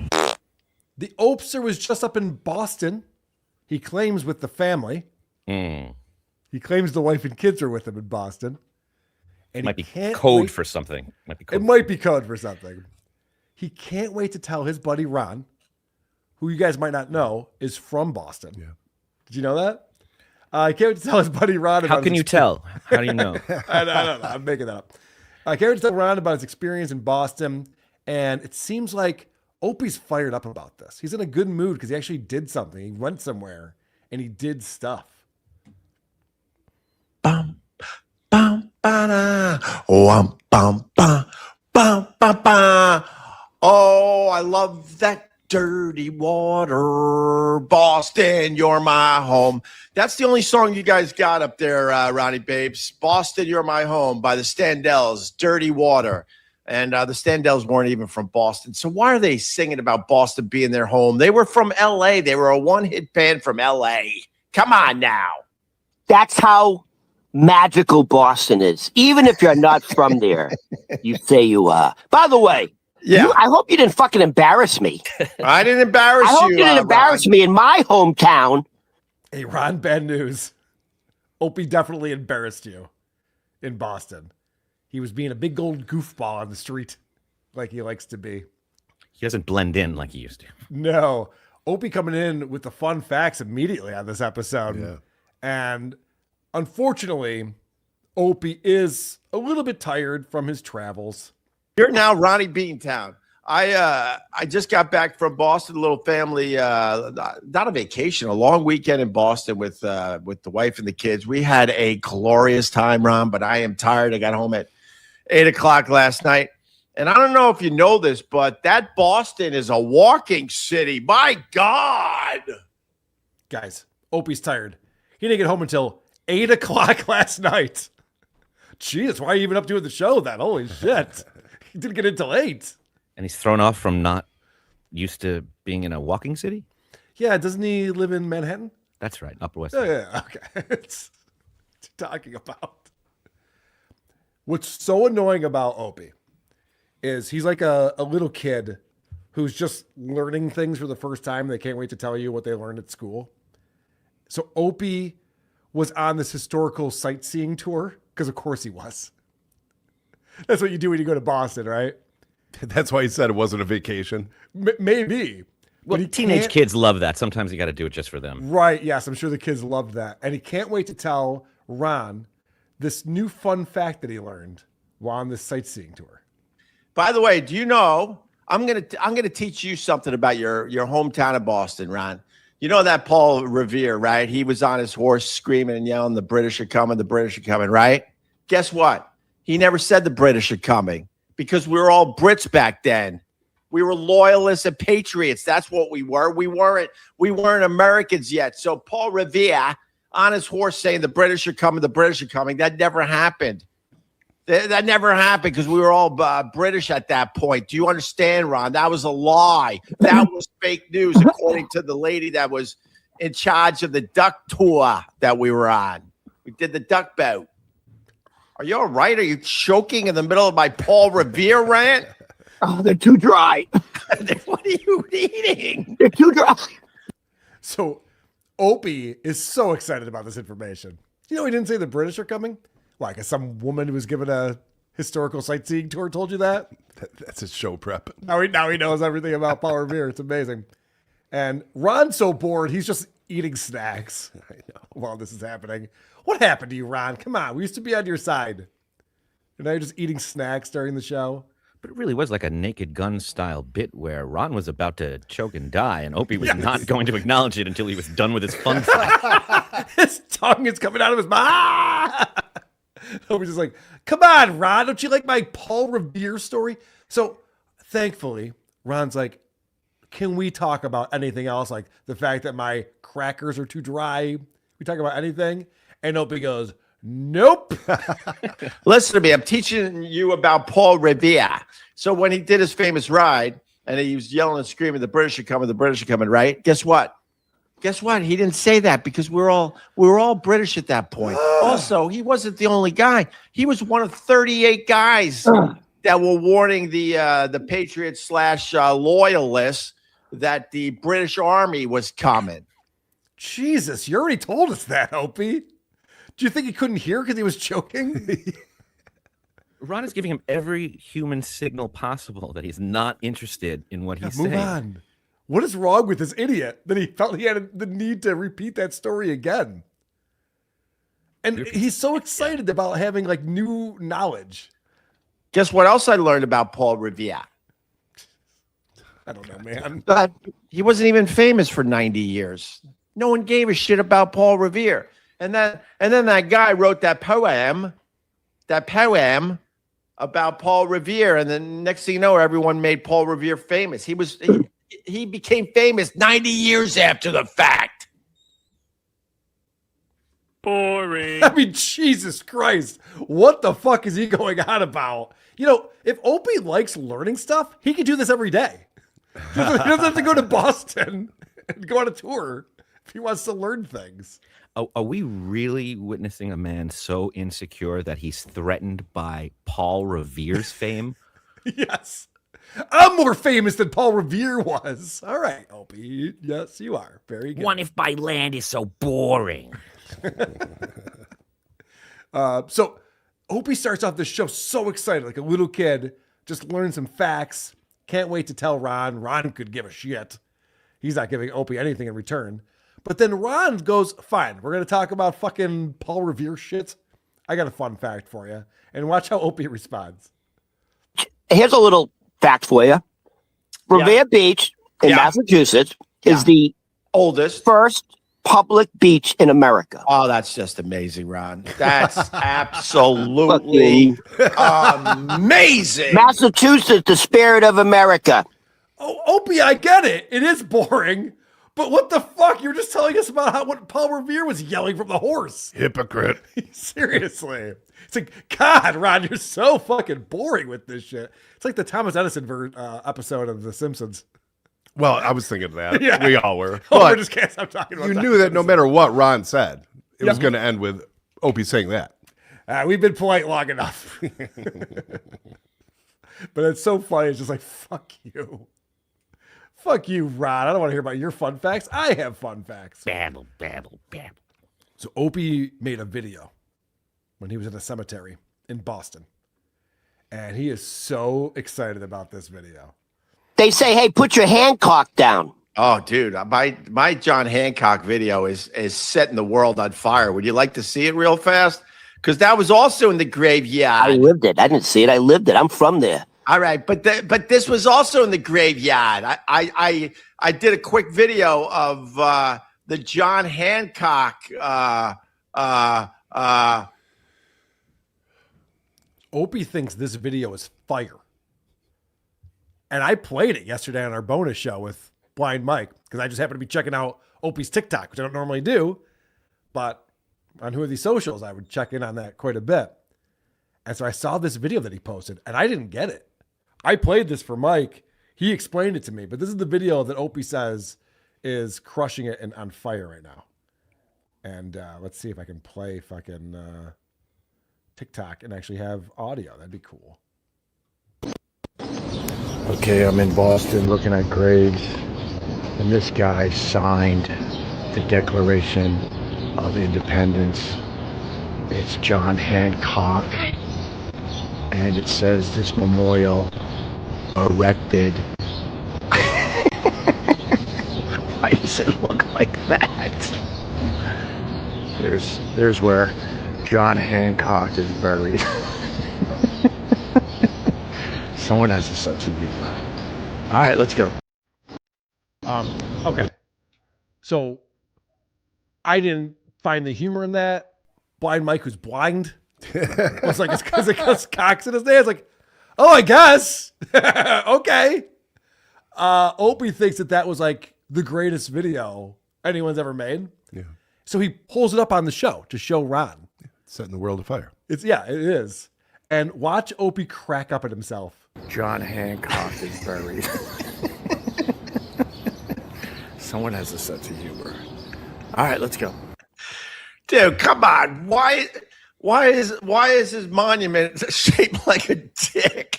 There's no other way to look at that. It even has a fucking mushroom head. Opie's a child. Mm-hmm. He's watching himself go, look at this fucking thing. It looks like a dick. And he's like, he's laughing along with himself. I'm good. Is his family with him? No, they're not. That's the question I had. He's like, I went with my family to Boston. And then he's making videos where he's walking around by himself. I didn't hear any noise in the background. I didn't hear any come on, Dad. I didn't even hear any walking. And why did he pick Jimi Hendrix instead of Joe Cocker? Oh, Yeah, I'm Jesus with you. Christ. Why Voodoo Child? Yeah, why? Opie, you really dropped the ball on that one. Good call, Adam. That would have also been unfunny. Correct. Any sort of cock rock would work. And then Brian might could have explained that to me, too. Cocker has the cock in it. Oh, right. Oh, this makes so much sense. Help from my friends is a reference. All right, so Opie, because he was in Boston, is so proud of himself with his Boston accent. And he uses the word over and over again. He's like looking for Ron's approval or something. I don't know what he needs from Ron. It's very, very touristy. And we had some lobster rolls. The lobster was good. From Wicked Lobster. Ow, I just bit my lip. Yeah, stop trying to talk like a boy. You can't even, dude, you bit yourself trying to sound like a fucking Bostonian. You don't have it in you. I'm not trying to sound like a Bostonian. I'm just so tired. So when you're tired, you kind of sound like you're from Boston. And I also have... What? You know, whenever you're tired, you sound like you're from Boston. You know. Boston! And explaining it makes it funny. But he just kept saying lobster, lobster. Like that was going to get funnier eventually. Opie's not great at this. Also, I think that Opie's gross.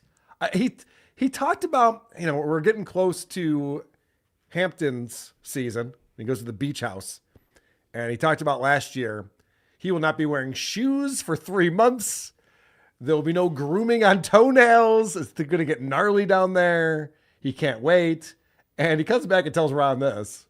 And I also have just epic athlete's foot right now on both feet. I've been itching all morning and just ripping layers of skin away in between my toes. It feels glorious. What is it about athlete's foot that feels so damn good when you itch it, Ron? Even Ron, who is a disgusting human being, is looking open like, what the fuck is wrong with you, man? Yeah. Who's shown his feet? I know. It's not great. And Opie's going, oh, it's awesome. I have athlete's foot and I get to scratch my toes. Ron's just like, why are you scratching between your toes, man? Get treatment for that. What are you doing? I'm almost positive that Ron has been intimate more often and more recently than Opie has in the last 5 years, because that shouldn't feel that good. Right. You might be onto something. Now, I don't know if I'd choose Ron, but I know what you mean. Speaking of intimate with Ron, I would love to see what his DMs look like, because he describes some of his DMs from time to time. It seems wild. I think you know what? From some of the DMs I'm getting, I think we have a little bit of following of the gay community. Gay men seem to enjoy the Ronnie. I'm sure they do, Ron. Adam? Just me. Do you want to fess up to just one right now? Just one that I know. I think people are hitting on Ron. Guys are hitting on Ron in his DMs. You must have a lot of fun with that. This is what we've all been asking for. I believe Adam's been talking about this for quite some time. Ever since the first, what was the thing called where Opie was going to give all the super chat money to Ron? Ronica. Ever since the first Ronica. Well, you're a gay icon, Ron. You're like Cher. You and Cher. Would it be great if Ron had a Venmo for us to give him money directly? I don't, you know what? 18, 21. I don't know what to tell you. Okay. Great question. Why doesn't Ron have a Venmo that we can donate to him directly? Let's find out. Trying to tell Ron that these people want to give him money directly, and he just doesn't know how to set up I was going to do it today, but guess what I'm doing today? What are you doing today? Oh, it's Coney Island, baby. It's fucking going to be 95 in New York City. Nice. I am going to Coney Island. What? Mm-hmm. He can't set up a Venmo because he's going to a place? How long could it possibly take? I don't understand. Well, there's a reason why. He doesn't have a bank account. That's right. Okay. Because that's the thing. It's like, you could do that on your app. You could set it up on the app while you're on the train going to Coney Island. That's not terrible. Plenty of time. Yeah. But Ron can't get out of his own way for some reason. I have a feeling, I think Adam feels this way too. They've had a little conversation in the background saying like, yeah, you're not promoting a Venmo on my program. You know, the only Opie wants reason the money going to him. Yeah. And the only reason this validates that is that all week long, myself and many other people have been paying him to ask him, what did you think of Ron's stand-up set in Astoria? And he won't even put them up. He ignores That's crazy. them. But this he puts up. Right. Yeah. That's crazy. It's weird. Opie, you pulled a couple clips from this episode as well. And Opie needs fame. He craves it. He misses it so much. This is where I get myself in trouble because like no one else would admit this shit. But I like giving you the real shit. Walk by this guy and he goes, "Hey, how do I know you?" Right? And I could have kept walking, or I could have said, I don't know, and just kept walking, right? Oh, I was thirsty, Ron. I stopped right away and I went, I don't know, maybe from Opie and Anthony. Yeah, Opie and Anthony. I was thirsty. You were Ron. praying. You were I was praying. thirsty. I'm not going to lie to you. A little thirsty for a little of that old school fame. Opie, you know what would have been hilarious? Yeah. Oh, from Opie. I like Eric Day who says this didn't happen. Right. That is a weird thing to be like, how do I know you? That's an odd question for someone to ask. But do you think Opie has some regrets in life? If only I'd ridden that horse, I'd be famous. He misses the good old days when he had the big chair, the big seat. Everyone was kissing his ass.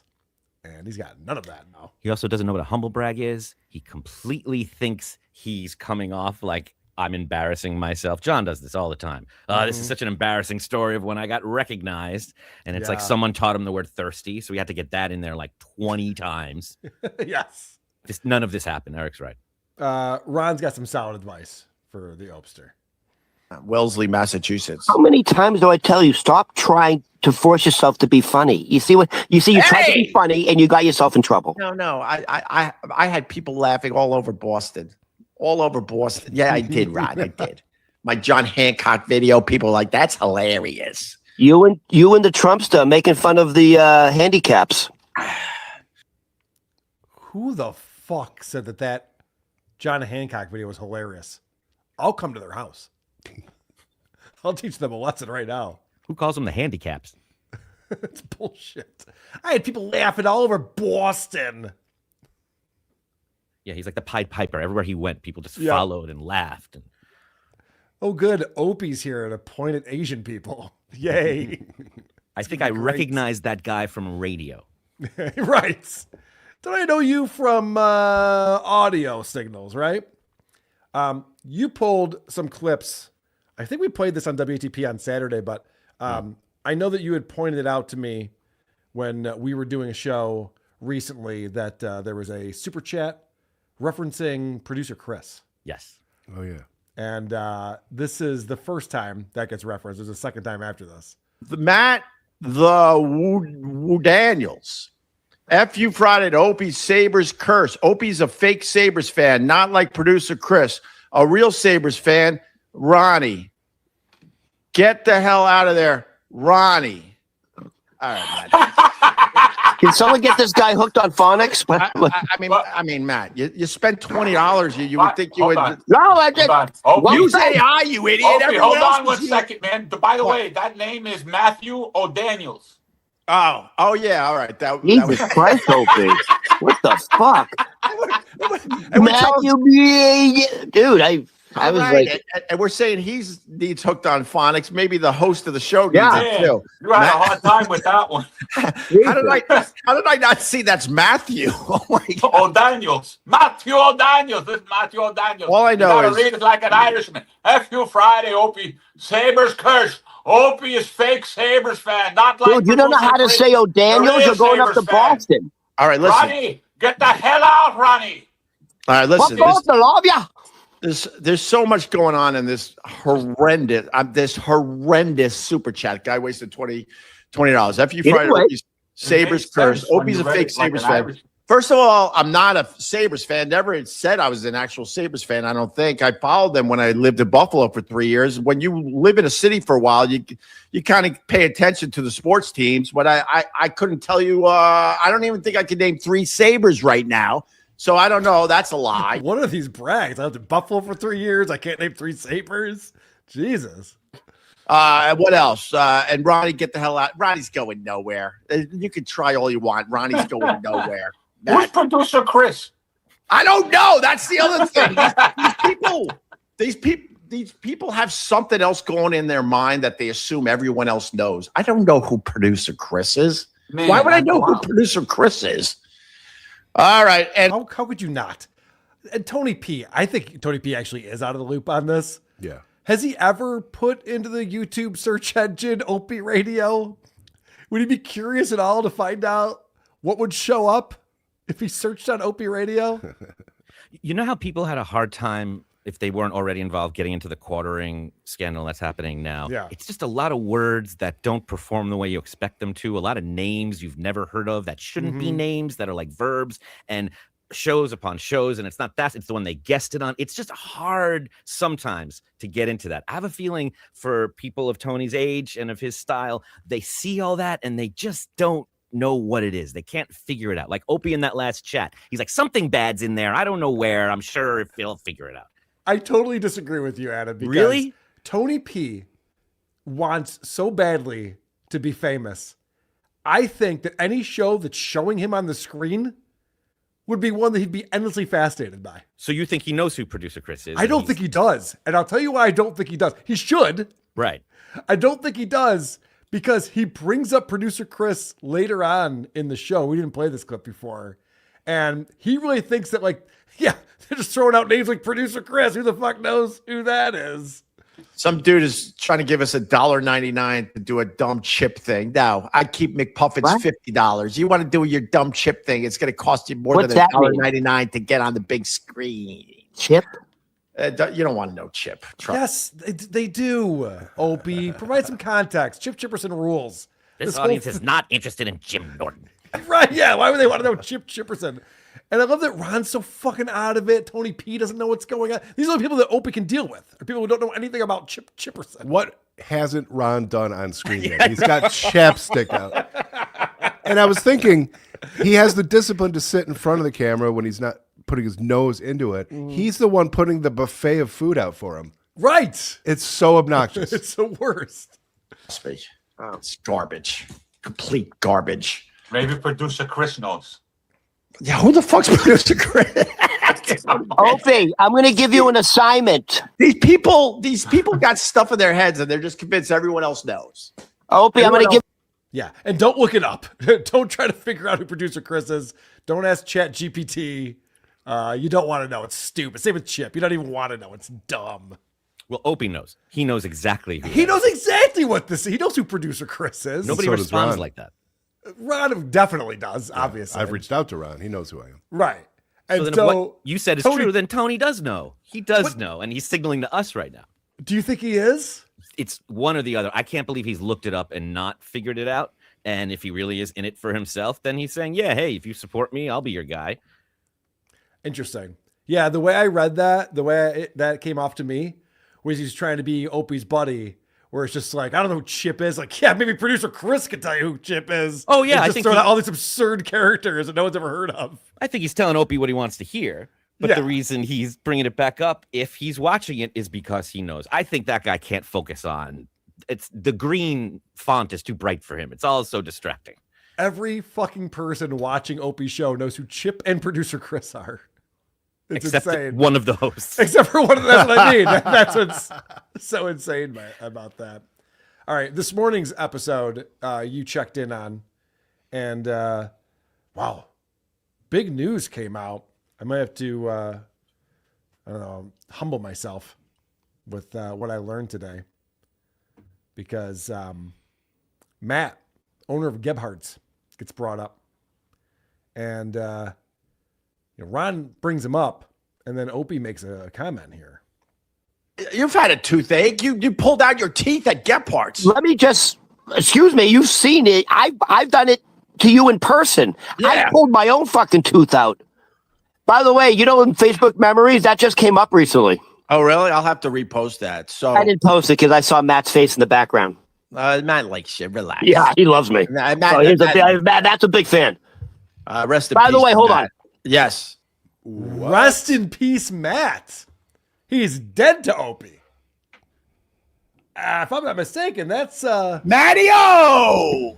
His buddy, Matt, the owner of Gebhard's, is now dead to Opie. And I pointed out that Emily was putting out these rumors that Opie was done with Gebhard's, or they were done with him, and he was kicked out. And I said, Emily's an idiot. She doesn't know what she's talking about. I guess I'm the idiot, because there's proof right there that Opie and Matt had a falling out, and he is no longer allowed at Gebhard's, or at least they don't want him podcasting there, I would imagine, anymore. And Emily called it first because of her conversations with Opie. Right, because Opie told her directly that he didn't like their road sodas. They watered down the drinks. He said, Opie. rest in peace to Matt. Yeah. That's pretty wild, isn't it? Did you catch this? Who caught this? Someone sent it to me. Yeah, that's so impressive because I listened to this twice this morning and did not catch that. I can't believe you missed it. Yeah, somebody posted it somewhere. I saw it, and I was like, Adam, you're listening to the show this morning. You got to pull this clip for me, because that's pretty crazy. So yeah, I guess no more shows from Gebhard's. That's too bad. But they're still friends, and they'll still talk about him, but he's dead to Opie. He just wants to say that on the air. Also, that was an interesting thing that Ron said. He was going to repost something that came up in his time hop, but he didn't because Matt was in the photo. Is Matt actually dead? Maybe. And it's too sad? I hope not. Maybe. As if Matt would be like, hey, man, I said no more posting photos of me on the internet. Like, he doesn't seem like the kind of guy who'd be like, never show my face anywhere. Like, what was this falling out? Wait, that's all. I'm sorry. That's also, wasn't it his boss? He used to work there. Didn't No, Ronnie? I think he pretended to be a server. We may have gotten that wrong. Okay. Yeah, I think he used to go around and like wait on tables as like a goof. I think. I don't know. I'm certain Emily was right about that before me and spoke to Opie about it, I guess. Imagine. Yeah, let's have Emily on next week okay, and she please. can explain all this to us. That'd be great. All right, what else do you want to play from this morning's show? Oh, did you see where he opens it with some real good-natured ribbing towards his buddy Ron? All right, listen. Chip Chipperson just gave us $2. Good morning, Ron. You're crushing it today. Love you. No, he's not. He's barely hanging on, this guy. Yeah, I've been babbling the whole morning. This guy has nothing. Doing the show's like taking candy from a baby. No, please. you have nothing today, Ron. You You're at Coney Island. You're watching some dude die, and then I on the could way do this home, in my sleep. on the way home, you're drinking your face off, trying to forget that your mom's a lesbian and your dad had no legs. I know. I know what you're about. Whoa. I know what you're about. That escalated quickly. Fuck. Not only was that cruel and unusual, but Opie, do you know how much more interesting that story sounds than your fun facts about Boston? Yeah. Hey, let's get back to what Paul Revere was yelling. Holy cow. Wow. Opie does not like Ron getting the shine. No, and he on also this show. doesn't like when his co-hosts call in absent. He hates that. Mm-hmm. Yeah. That just set up our next clip so brilliantly. If you just would have, it would have been so. I suppose if you're rich and famous, your teeth wouldn't be rotting. I have one, too. We all have teeth that something happens. At least I'm not Tony P. I go, Tony, you want to join me and Ron today? This is what he writes me. Doesn't he go through life as the working man, the everyday man, right? Isn't that our friend Tony P? Why is he calling out? I write, you want to join us? We haven't seen Tony P in a while, and we're heading toward a long weekend. I'm like, you know what? Why don't we pump it up a little bit and get the Tony P on with me and Ron? He goes, I do, but my back has been locked up for the past few days. I don't think I'll be able to sit for that long. And then I go, be a man. And then he gives me the laughing emoji. And then I had to tell him, too. I want to tell the world. I have a toothache. What was funny about that? The guy's like, I figure my back's giving me a lot of problems. I can't sit for an hour. Huh? He's so out of touch with what a work and a job is Yeah. that he really believes rich, spoiled man in skyscraper on the Upper West Side has toothache makes more sense and deserves more sympathy than hardworking laborer Tony P has a back problem due to his work. Fuck that lazy, spoiled, entitled fuck. He should be on my show. And him and Ron don't see eye to eye on any of this stuff. Like, they can't relate to each other. When Opie goes off on these tirades like that, these tirades, Ron just stares at him like, huh? Mm-hmm. Wait, our friend Tony P is bad. He's got a really bad back problem right now, and I'm supposed to be laughing about that? I don't You're get supposed to be a tough working man and you're hurt. That makes no sense. Oh, Opie, you just don't get it. Yeah, but Opie, he's a tough guy. I got a toothache. I got a toothache. My tooth hurts so bad right now. Shut the fuck up. Jesus Christ. That's how he opened the show. He thought that would bring us all in well. You stupid fucking blabbermouth cunt! All right, well, that's what the Opster is up to, and we'll keep an eye on that. And thank you to Matthew O'Daniels for sending me that super chat that you filmed and sent to me when we needed it. That was very cool. And thank you for Emily for being right again. Of course. we can all agree that Emily is right as usual. All right, supertip.gg/WATP. We got Stuttering John coming up. We have the Opie or Burr game. Stick around for that. But first, Q5 Your Life coming up with $10. Hey guys, love the show. We need more Artie Fletcher. Also, Carl eats poop. I got a very interesting note. So we were playing on Saturday. Vinny was over here, and we were playing Artie Fletcher, bragging about these residual checks that he got. Oh, yeah. And he talked about how he made his roommate take the checks down off the wall so he could cash them. He said, I'll give you half the money. Yeah. Artie's roommate wants to come on the show. Oh, that's great. His former roommate wants to come on the show and tell us what really happened. Oh, yeah. Because there was no money being shared. Oh, that's weird. That was $1,700, I believe. Yep, that's what he said. That is specifically what he said. So hopefully we can make that happen pretty soon. That'd be great. I want that guy to tell us where Artie keeps his Emmy. That's the other thing, too. This fucking Emmy for finding a dead body on Law and Order. I'm not buying it. Welcome, Carl, to the fun way of... Welcome, Carl. Stop it. I'm trying to get it off the screen. Okay. Chaos Queen, member for 3 months. Hi, what up? I've been a member for years, by the way. I don't think that's true. It says 3 months. YouTube doesn't lie. No. Mike's 62 soup can. How do I know you? O and A? No, aren't you my garbage man? Diana Sclans. Emily is avenged. Stand with Emily. Justice for Emily. Emily World Order, etc., etc. You'll never live this down, Carl. Nope. I know. BR Greg.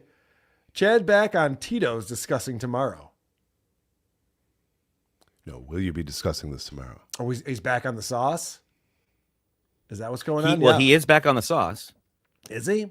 He is. He announced that. Because Kevin Brennan tried to give him, like, congratulations on the 100 days. And Chad was like, nope. Oh, okay. Yeah, we'll talk about that on Dabbleverse Live tomorrow. That sounds good. Why not? Guys, John Melendez may be gone from the Dabbleverse, but the archives of his performances on Stephanie Miller's show live on. That's not the right music. No. Let's play this one. Careful. Bloody ass. Can I get a little sympathy? Because I got a bloody ass. I'm bleeding generously because I got a bloody ass. All right. John Melendez was supposed to be the board op for Stephanie Miller's show, but he's like, I can't figure this out. It's too complicated. So then he just became the comic relief, the Jackie chair of the Stephanie Miller program. And they do these happy hour shows where they drink. Works out really well for John. Alonzo Bowden is the guest on this program. And this is back in 2016. This went down. So 10 years ago. Stephanie Miller makes a pretty brilliant observation right out of the gate. You know how, John, you make every gay woman that comes in here gayer? Yes. You make every gay woman gayer. Yes, I know. They're already turned off by Matt, and now they want to run from them. I get it. So John starts hitting on Alonzo Bowden for some reason. This is really awkward. I got a Harley, Alonzo. Do you? Yeah, you? What the fuck was that? He was doing his like sexy, like hitting on. Hey, look at me over here with my Harley. You want to go for a ride sometime on it? Why is he dressed like he escaped from Auschwitz? He's dressed like a Peanuts character. Yes. I'm not quite sure why. I think it's because he was dressing himself at this era. Susanna's long gone. Like if Linus escaped from Auschwitz. There you go. See, we just got to workshop shit. Then we'll figure it out eventually. We should start the show now. And people say the show is scripted. Obviously not. Obviously. John is trying so hard to get Alonzo Bowden to laugh. And you know how John does that. He says something that's not funny and then cracks himself up. Mm-hmm. This example right here, you're going to hear him, even when the camera's not showing him, he just continues to laugh and laugh and laugh. It's an old castle somebody built, and that's what they used it for. Like I did a few movies there. Well, there you go. John knows it. I don't know why he's looking at me first. Like, No, I work there every it's other. not. It's What? not far from here. It's the Oh, other sure. side of the hill. But anyway, Do you hear that John's laughing through that whole thing? No one's giving him anything. That's but he why. really wants it to be funny. And when there's comedians on this show, that's when John really wants to shine. He wants to show that he can riff with Alonzo Bowden, that they're equals, they're peers. And also, John, you might notice he's looking pretty good on this episode. I think Adam already pointed that out. Yeah. Well, there's a real good reason for that. you number your Gulf Wars Right. like you number your Bush presidents. But anyway, yes. So I worked on that, and then When you say number your bushes, that means something different for a lesbian. Go ahead. I It understand. don't mean something for me every 4 years. Never. Wow, John, every 4 years. You're scaring me again. Uh-oh. But he spiked up his hair right now, ladies and gentlemen. So Oh I my God, guess- he has a date I tonight guess and it's he's all glazed. 4 I'm years. all glazed and gelled. He's glowing. He's glowing. Like a femme. So, yeah, I worked on those, and He's so disgusting. If you're wondering why John looks so hot, the reason is he has a date that night. So he got his hair did. He put on deodorant for once. I met someone in Auschwitz. So I just love that even back then he was bragging about getting his hair glazed. Stephanie even pointed out he got his hair glazed, Alonzo. Why is his face so shiny? It's like reflective. He's sweaty. He doesn't know when to stop glazing. It's like his mouth unhooks like they accuse pit bulls of, and it's just like lock-jawed open, and he just breathes really loud. Is it because he booked the guest, so he feels Yes. like it has to be a party? I think that's part of it. Yeah. So what we're going to see here is some type of John Travolta joke. Now, the context of this does not matter. I want you to just watch Alonzo's reaction because all John wants to do is get him to laugh at him. yeah. So what else did John Travolta tell you? Yeah, it was. What did you say? Did you have to French kiss him? No. We did get to. I did get to work on. Alonzo never gives John anything throughout this entire episode, which is so fantastic. I really enjoyed the fact that John's really trying to be like, hey, we're on a comedy show. We're having fun, right? I was just like, yeah. So anyway, to answer your question, Stephanie, I used to build airplanes in the military. Oh, okay, cool. And it hurts John deeper because he keeps acknowledging John. Yes. You know, and that's great. Instead of just like, who's this producer that keeps talking to me? Yeah, he knows him. Yeah. Yeah, they know each other. That's awesome. And John asks this question because he has to set himself up as an equal to Alonzo Bowden. Alonzo Bowden's so far out of John's world as far as comedy goes. It's laughable. But John acts like they're just peers. You know, so I had a question for you. Yes, sir. Yeah. It's Yes, sir. because you became a judge on Last Comic, on yeah. Last Comic, and my question, because as a comic, I was going, do you like to sit and judge other comics? Was it something that you? You know what it was?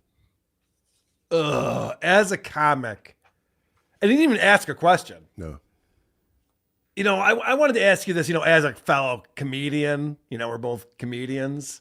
What was it like judging, the Last Comic Standing? And you wonder, like, why did he ask that question? It turns out it was very self-serving. This is why he wanted to talk to Alonzo about that. Some of them, though, would pick the wrong material, for Right. But I always said, because I go, well, that's got to be hard to judge your friends, like we're saying. And then they offered me to be the guest judge. Yeah. And I'm like, yeah, how much is it? 20 grand? Yeah, of course I'll do it. Yeah, and so the whole point of bringing that up is so that John could brag that he was brought on as a guest judge and that they paid him $20,000 to do that. Of course, he mentions the dollar amount. Which is crazy because Alonzo Bowden has been on the show. He was the runner-up, then he was the winner, and then he was a judge on the show. I'm guessing he made a lot more than $20,000 from Last Comic Standing. Yeah. And John had it. By the way, he never brings it up. Alonzo Bowden doesn't just say, yeah, I made $2 million, Right. But John has to bring up the $20,000. It's that same move that Opie was just doing. He thinks this is like, I'm letting you in on the embarrassing stuff, huh? I had a change of heart because I could be bought.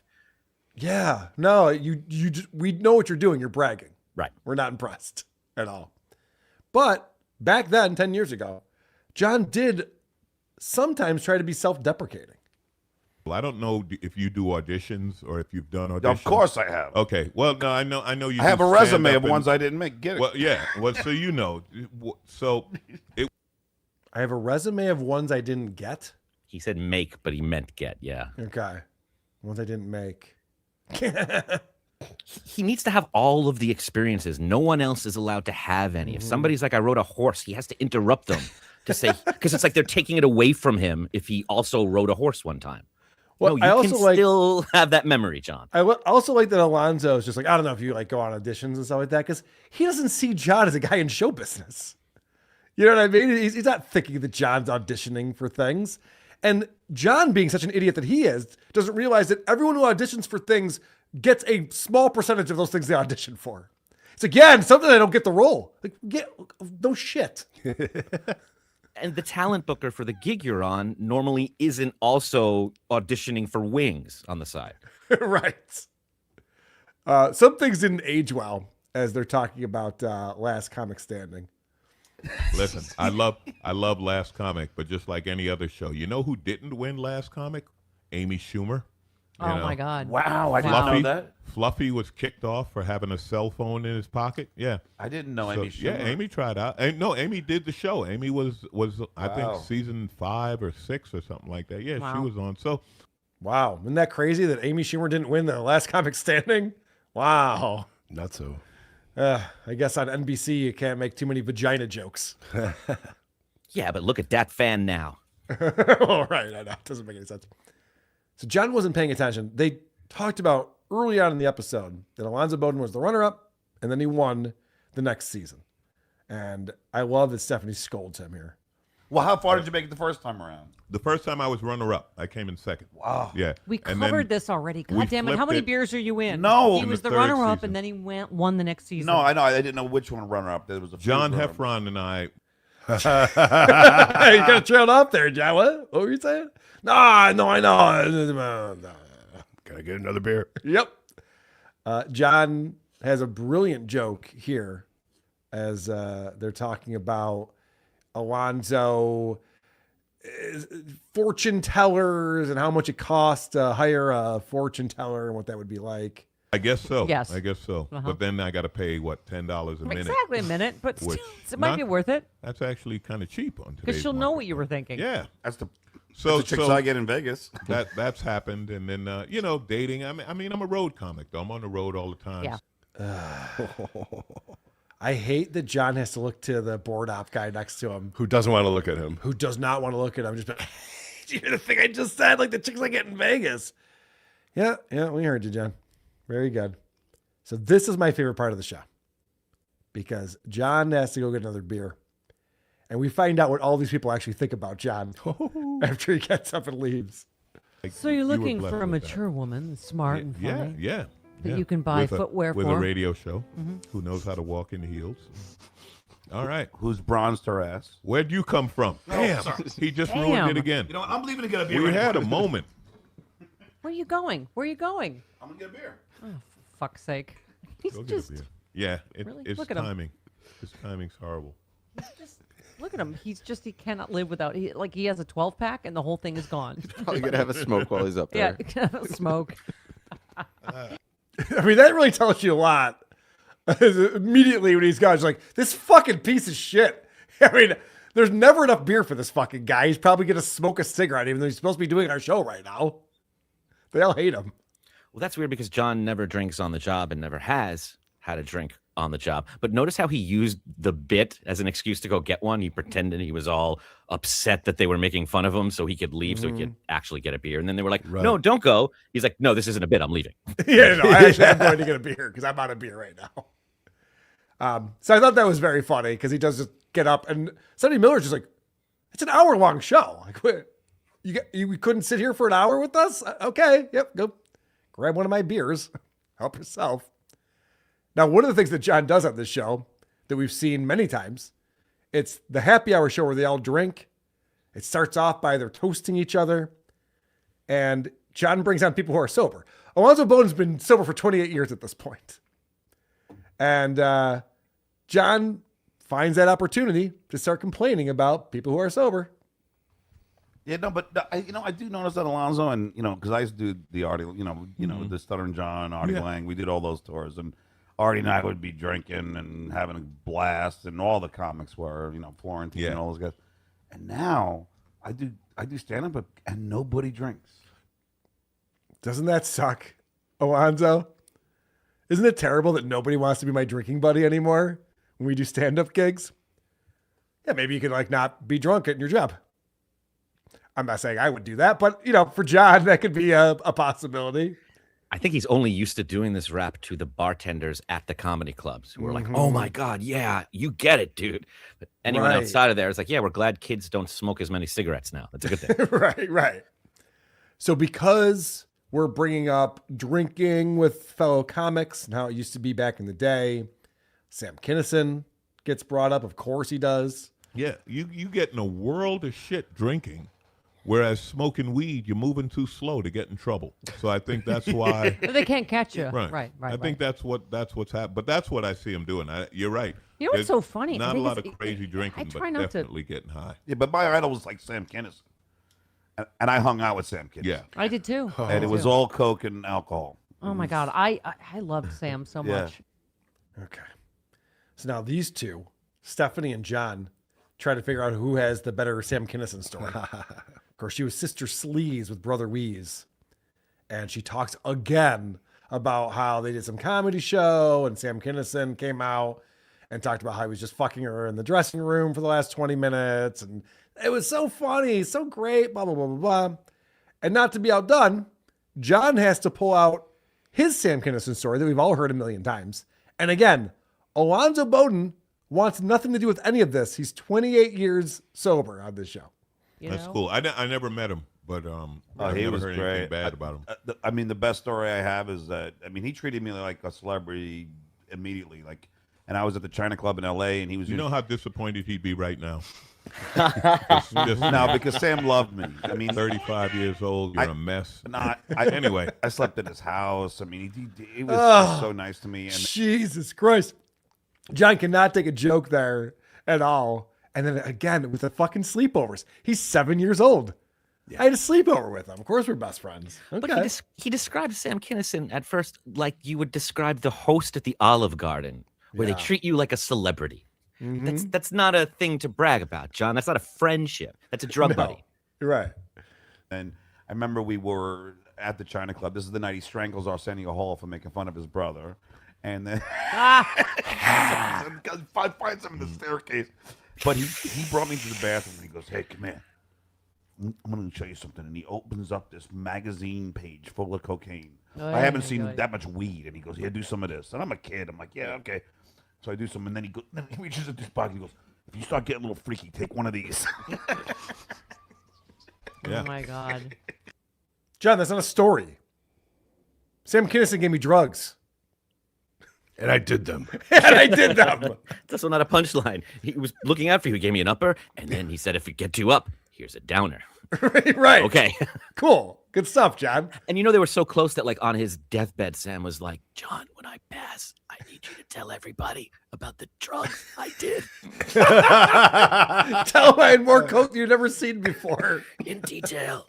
And how I pushed you to do the when you were a kid. Why does John bring that up every time? Because he thinks it's cool. Yeah. I did coke with Sam Kinison. Neat, John. Alonzo Bowden's the guest today. Yeah. Let's see what he's been up to. He thinks it ties him to Sam. Meanwhile, Stephanie feels the exact same way about Sam, and she's never done a drug in her entire life. Yep. So somehow they connected over something else. Mm-hmm. And so because we're talking about drugs, Alonzo talks about Artie Lang. And fuck you, John. Listen to what John, the only thing he can bring up. Last summer in Montreal at the festival, Yeah. we met and we started talking baseball. He's a baseball fan. I know. And yeah, it was cool. It was cool meeting Artie. No, Artie's a great guy, but Artie, ended up in a really bad place, stabbed himself 9 times. Yeah, well, and drank bleach or something. Yeah. Hey. Jesus. Why the fuck did he bring that up? John, it's Artie. Listen, if I'm ever... I love that Alonzo Bowden's just like, oh, I met him up in Montreal. Oh, we had a blast talking baseball. Yeah. And John supposedly has this longtime friendship with Artie Lang. They were best friends on the Stern Show together. And he can't just be like, dude, Artie's such a great guy. We'd go out and get lunch after the show or any kind of, we went out and did comedy tours. He was such a fun hang. Instead of just like, yeah, but remember when he stabbed himself 9 times and drank that bleach or whatever? Fucking asshole. That's infuriating. It's such a shitty thing to do. And it brings up the bleach. He's like, oh, I don't know, maybe. Yeah. Allegedly. Maybe it was bleach or something. I don't know. You're the one who tweeted it at him. Fucking asshole. It's that same thing. He has to, nobody else can be friends with Artie. It's his friend. You can't have him, and he has to be shitty. I have to make this a bad memory. You actually got along with him? Well, did you know that he stabbed himself 9 times? Like, yeah. Oh, you rode a horse? I owned one. Okay, man. You win. He did own a horse. I don't have it anymore. The ex-wife has it. But So then they get into this political conversation. And it's very left-leaning, and it's very boring. And, of course, that's where John shines. If there's people who don't like Republicans and like Democrats, he's all over that. And he comes out with a very interesting theory that at first he's not sure if Alonzo is going to agree with him or not on. But wouldn't you agree, Alonzo, and I've said this from day one, I mean, the Tea Party is essentially the we hate the blacks party. I mean, No, the Tea Party doesn't hate. You can't limit it to blacks. Oh. Phew. For a second there, he thought he was going to get some pushback. He's just like, how about those people who don't want to get taxed so much? They hate black people, right? Yeah, they do. Yes. All right. We're on the same page. Good stuff. I like the Jackals. I've been saying this since the beginning. Good hot take. I love that Alonzo at one point makes fun of Stephanie. This was so subtle, but so well done. I've never seen anything like this before. That's all I'm saying. So what else do you have on that little paper? I've never done this way. This is great. You just go down the list. You do NPR's Wait, Wait, Don't Tell Me. I love doing Wait, Wait. Oh, me too. It's one of my favorite shows. Yeah, Wait, Wait is fantastic. It's I love that he's just like, so this isn't a real conversation? You just read off your little sheet there? Yeah, a little piece of paper. Questions for me? That was amazing. It's so well done. He's like, you suck at this, lady. I thought that was funny. John, even back then, 2016, before the Dabbleverse, felt that he needed to prove he was a stutterer. Steph, you gotta listen every Sunday night. It's really fun. I know. It's a funny Charlie show. Pierce, a lot of our Yeah, beloveds. all of our. The last one I heard was with Richard Lewis. Yeah. It's a great For those show. for those who don't believe I stutter. And some of the guests are, What is that? I think he was doing a rail when he got his beer. Oh, yeah. Yeah, I think that's very possible. It was like a flower from Little Shop of Horrors, but like having a stroke at the same time. It was frozen open. There it is. That's not real. No, it's not real. Also, did you guys notice John got to get a beer? And now there's 3 beers in front of him? How the fuck did that happen? Well, it's the professional thing to do, Carl. Oh, did you want one? I got a couple. No, you don't? Okay. No, I haven't drunk in 30 years. Okay, I'll have it. Yeah, no problem. Yeah, John Ellison has 3 beers in front of him. And then at the very end of the show, I think he does this because he wants to seem like he's producing the show and helping Stephanie out. Because there's no reason to say this while you're still on air. time I had a special. You're great. You're great. They're great. So, yeah, Stephanie, I'm so Can happy. you just say we you're finally part of met. a Rebel Alliance? Hold on. Wait. Hold on. You're just so sexy. Your voice is so sexy. You are part of the Rebel Alliance, and you will be destroyed. Oh my God, I'm so wet right now. I gotta go change my panties. But Steph, could I just ask Alonzo one thing? Yeah, Do you mind just after we end this, would you just do some promos for us? Yeah, 'Cause I'd be I would love happy for to. you to do some. This is the Stephanie Miller Show. Yeah, I'll do a few I of those. understand. Alonzo Bowden, you are fantastic. So Thank you, happy to meet Stephanie. you finally. Couldn't ask that after. Why did he ask him to cut promos while the show was still going on? Exactly. Because it's harder for him to say no. Yes. It's hard for him to say no. And it shows Stephanie he's doing his job and shows the audience, hey, look at me, I'm actually producing this thing. What you should do is just ask people, when you're not on air. Hi, I'm Crippled Jesus, and you're listening to Who Are These Podcasts? Like I used to do. This is Larry Blydner, and you are listening to Who Are These Podcasts? And let's not forget this guy. Presenting Orson Welles. You're listening to WATP. Who are these podcasts? Adam, you pulled a clip from John and Tammy Pescatelli. This is going back a little ways. Just to remind people that we have so much of this stuff that we have to get through. I need John to stay away for a long time because we got to get through this. Yeah, I know. We're backlogged with content from 2016, 2017, 2018. So much to get to. I thought there was so much going on in this clip. You don't need any context. Who is your 3 a.m. friend? Do you know what 3 a.m. friend is? 3 a.m. friend, this is what I base my life on, right? I'm a 3 a.m. friend. Like, if you call me up at 3 o'clock in the morning, I will show up with bail money and a shovel, no questions asked. Who's your 3 a.m. friend?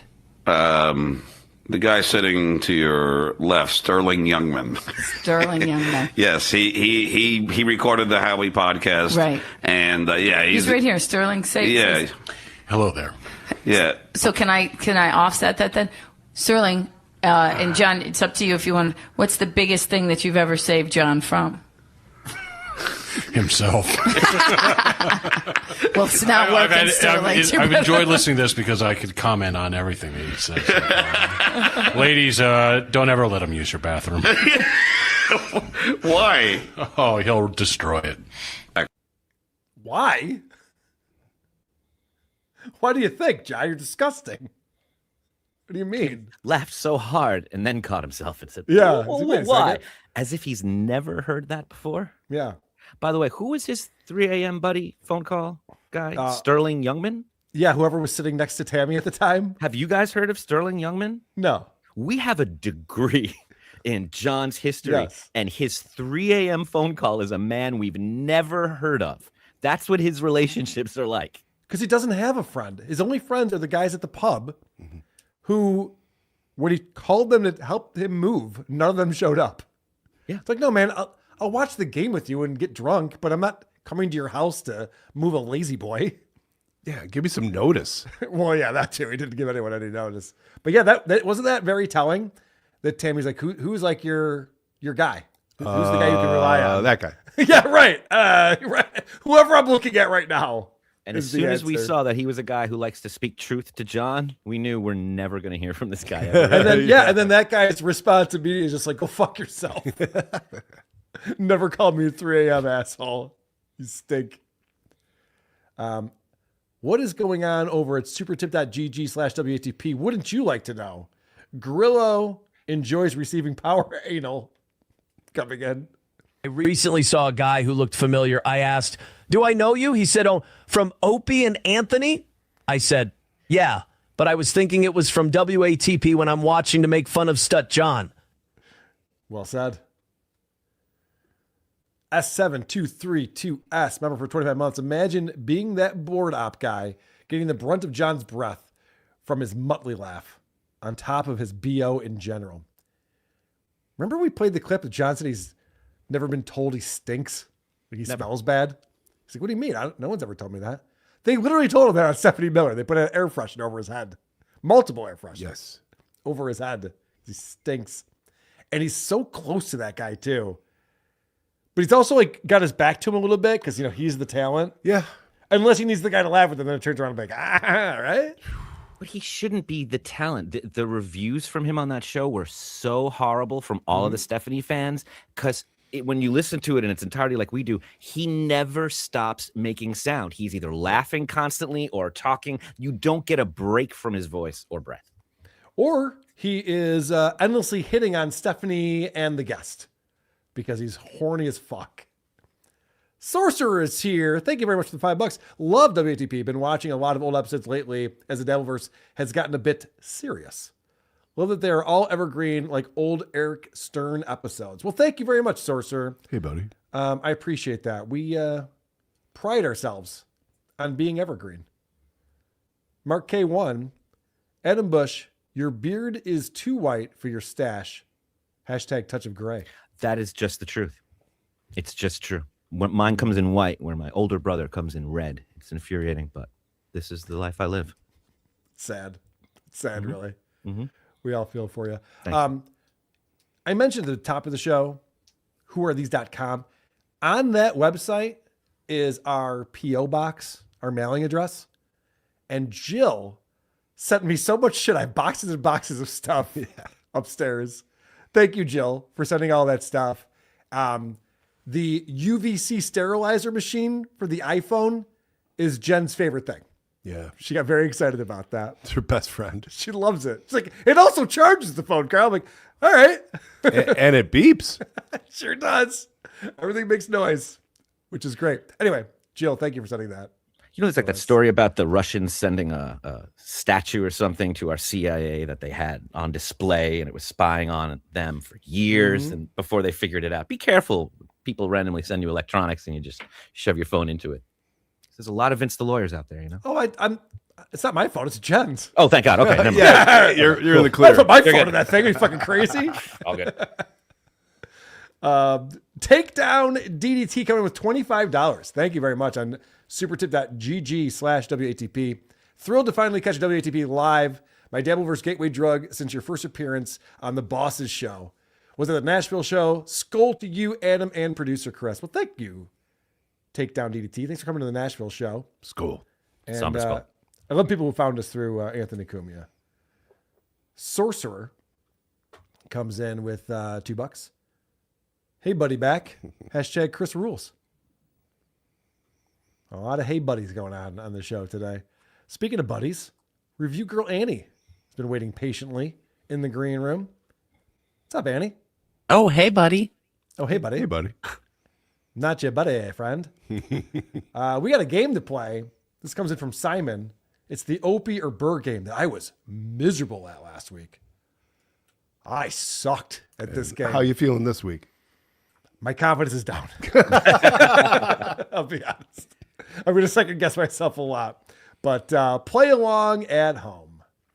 Welcome, one and all. I'm your host, Simon, from the Worst Ever Podcast, and Opie and Bill have a veritable smorgasbord of silliness for us today. Call out of work because round one is sick. Are you crazy? Why do I do this? There's no reason to ever do this again. Time to register those votes. Jesus Christ. I'm not going first on this one. Producer Chris, what do you think? Burr. What do you think, Annie? Opie? Adam Bush? Opie. I'm going Opie. And here's the answer. Are you crazy?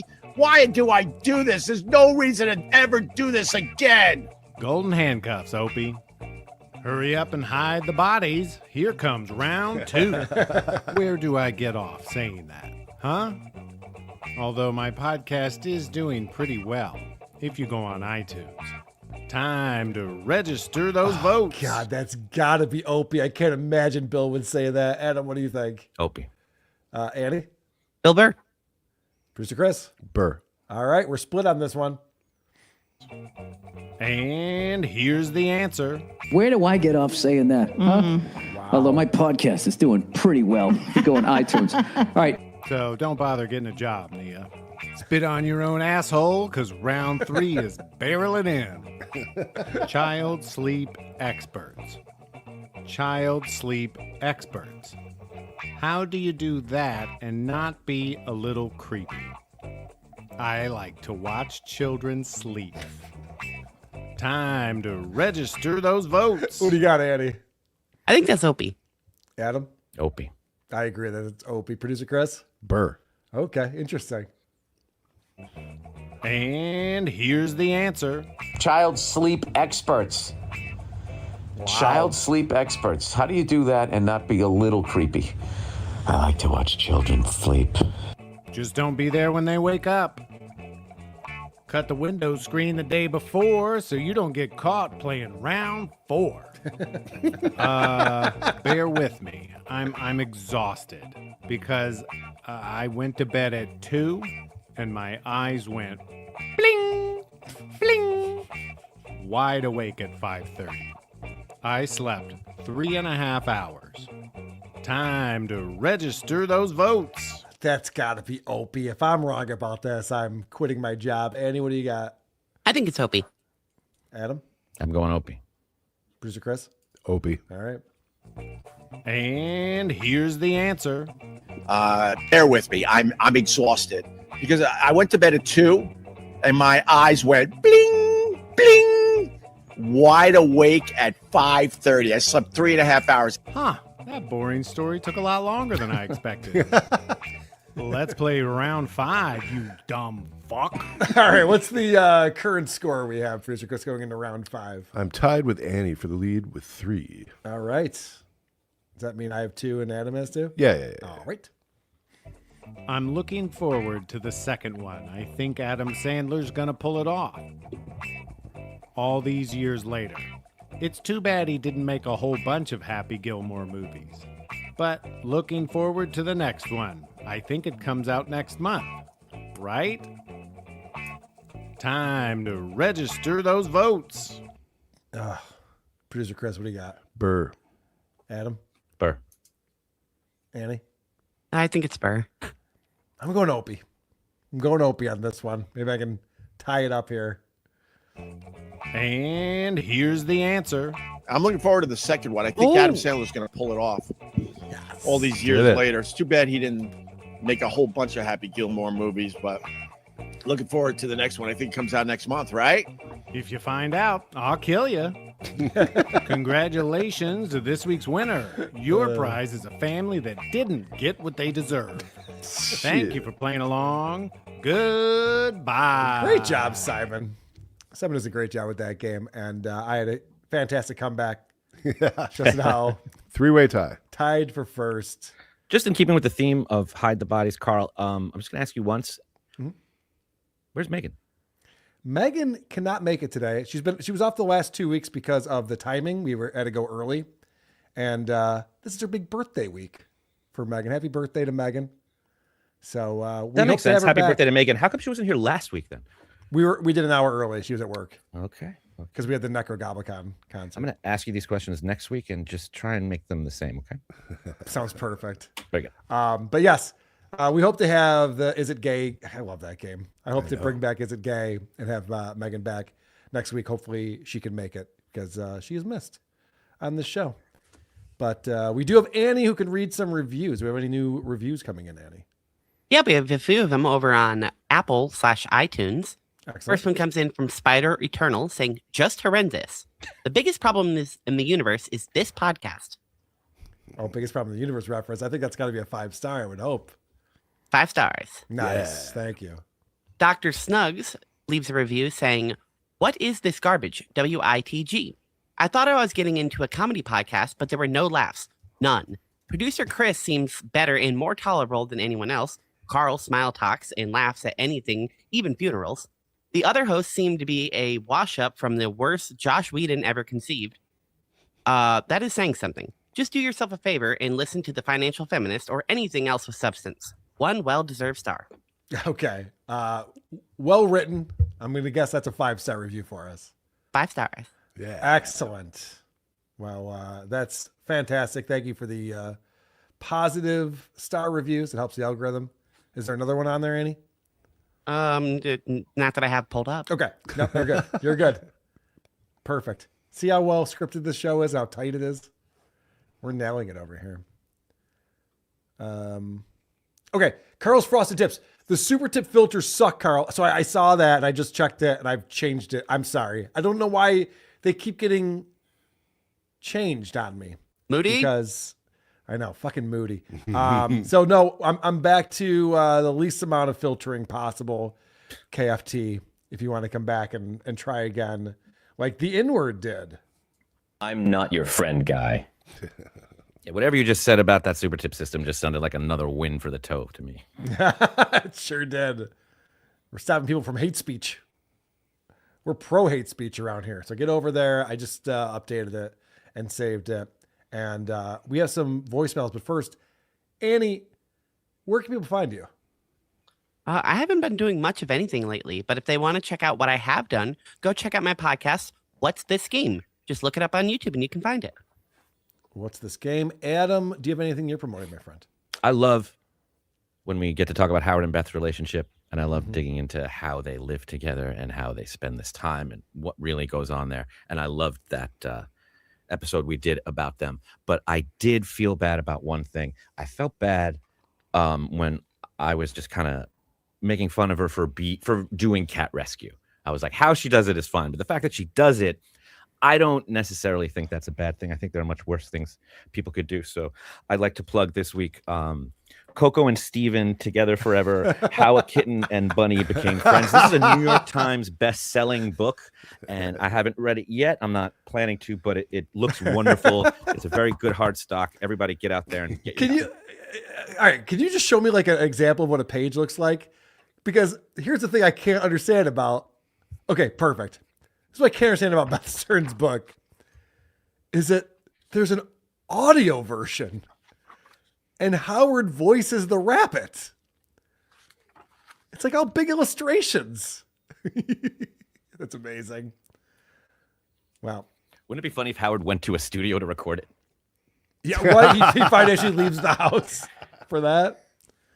Very good. All right. Producer Chris, we have an Iced Up show coming up at the end of the month. We do. We're at the Beer Park on Friday, the 29th of May, 7 p.m., playing 7 to 10. So if you're in the Western New York area, come to the Beer Park, see the Isotopes perform.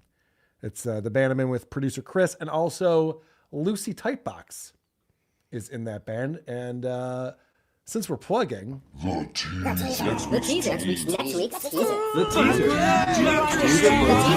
teaser. I'll tell you that Lucy Tightbox will be the guest on WATP this Saturday. We thought we had a gig on Saturday, but it got moved to Sunday, so I could just do WATP normal time, which is exciting. And Lucy hopefully will be in studio with us to talk about whatever dumb bitches we want to make fun of that day. See, she's my shield, so I could like make fun of dumb bitches. Like, see, Lucy agrees with me, so it's okay. It's like how Howard has Robin. You get it. I don't have to explain this to you guys. Been around a long time. The one pun, I can't believe I've been here this long. You and Aaron weren't friends yet. Anyway, add a year to this milestone, changed accounts. The one pun's been here for 14 months. Thank you very much, the one pun. And look at KFT, after I told him he can go use Super Tip. Let's see what he wanted to say. Hey, faggots, the devil said he waiting for John Andy now. The sodomy is great here. Ava and John will love it. I got to talk to Gary from San Diego. He is still long-winded. Oh, hey, beef drippings. I hope there's no lip smacking in heaven. It's a bunch of crap. Swing and a miss. Rock and roller. Let's listen to some voicemails here. Starting with this one. Carl, this is Jerry Weintraub. I'm the VP of Walgreens Los Angeles.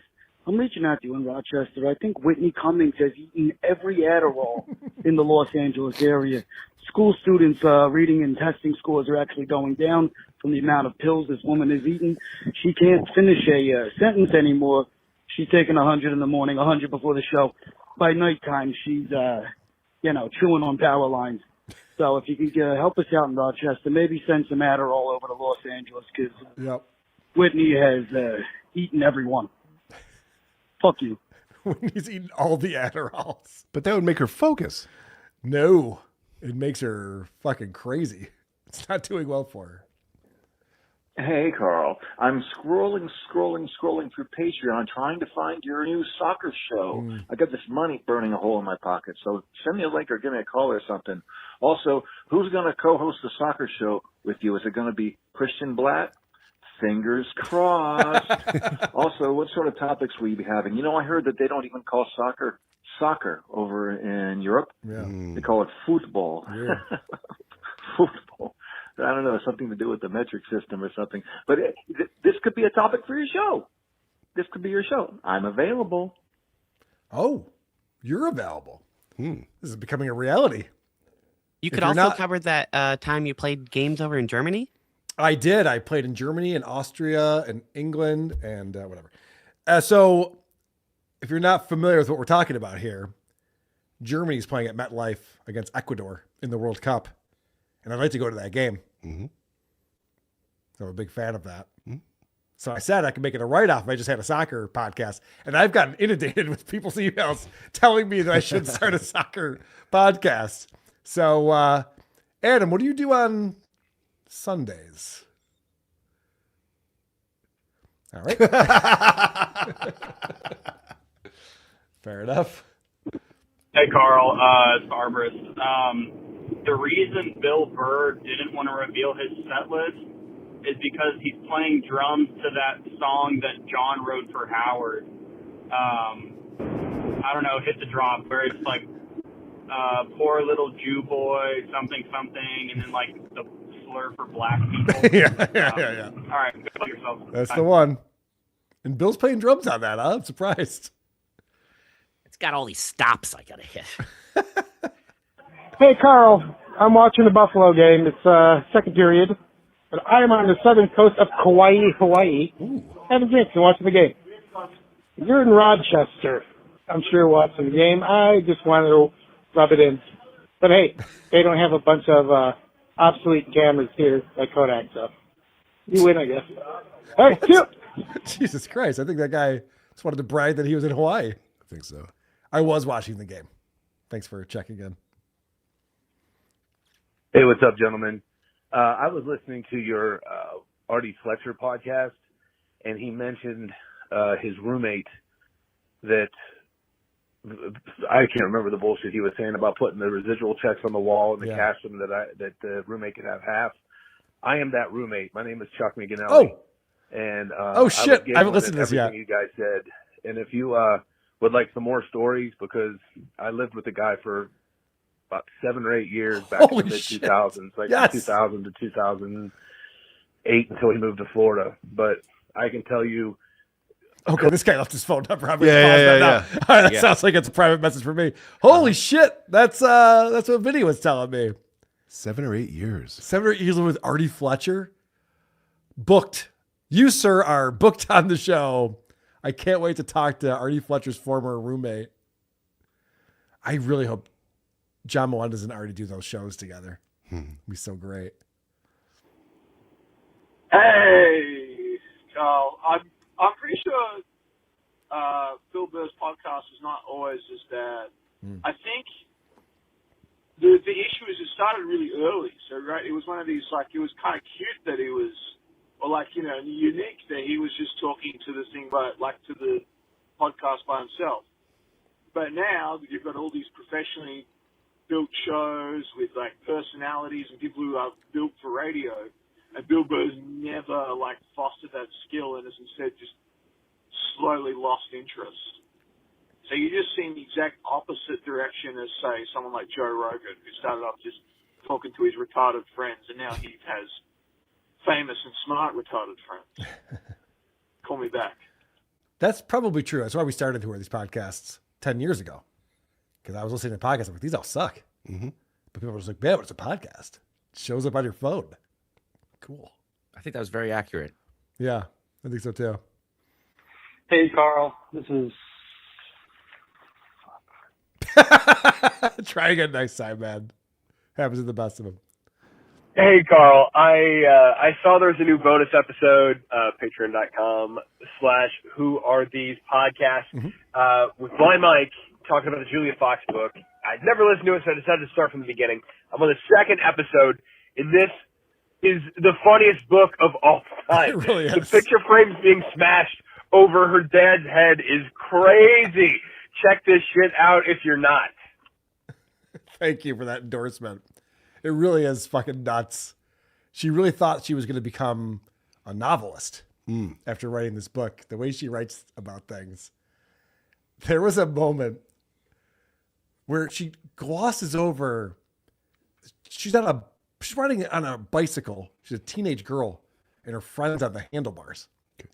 And a guy pulls up in an SUV and is like, "Hey, ladies, want to ride with me?" And they're like, "Sure." So they get in the car, and the guy's like, "You girls party?" They're like, "What do you mean, like Molly and Coke and stuff?" "Of course we party." So he's like, "Okay, cool." And he gives them a concoction. This is what Julia's writing in her book. He gives them a concoction that contains all of the drugs and all of the alcohol, which is, by the way, not how you ingest all drugs, but whatever. So then they drink these drugs and they drive around, pick up his cousin stuff. Fast forward to wake up in a hotel room naked, having not remembered what happened that night. And rather than be like devastated that Julia and her friend were date raped, she goes, "So anyway, I go down to the courthouse and my dad's there because I got this appointment with the judge." Like, that wasn't an interesting story. You don't want to elaborate at all? I'm getting date raped by a stranger? Okay. It's a crazy book. Anyway, it's worth Things in checking that book out. move like they're in a dream, but also are way too detailed to ever be a dream. Wow. Right. That's well said. Because she'll explain someone's facial expression and what they're thinking, even though she's not them, in a moment in which she was 12. Yeah, see, Bob Dylan's book is like that, but we know he's making it up. Right. I mean, I also know that she's making it up, but I don't think that she knows that I know. That she knows that I know. Let's get out of here. It's too much. I gotta go. Bye. I gotta go. I gotta go. I gotta go. I gotta go.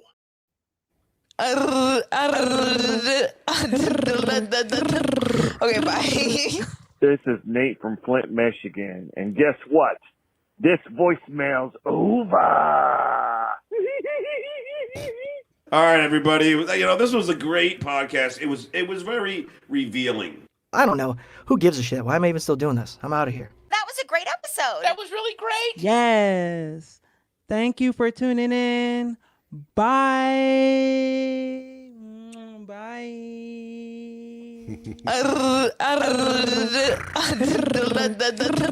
Okay, bye. Knock, knock. Who's there? Gay.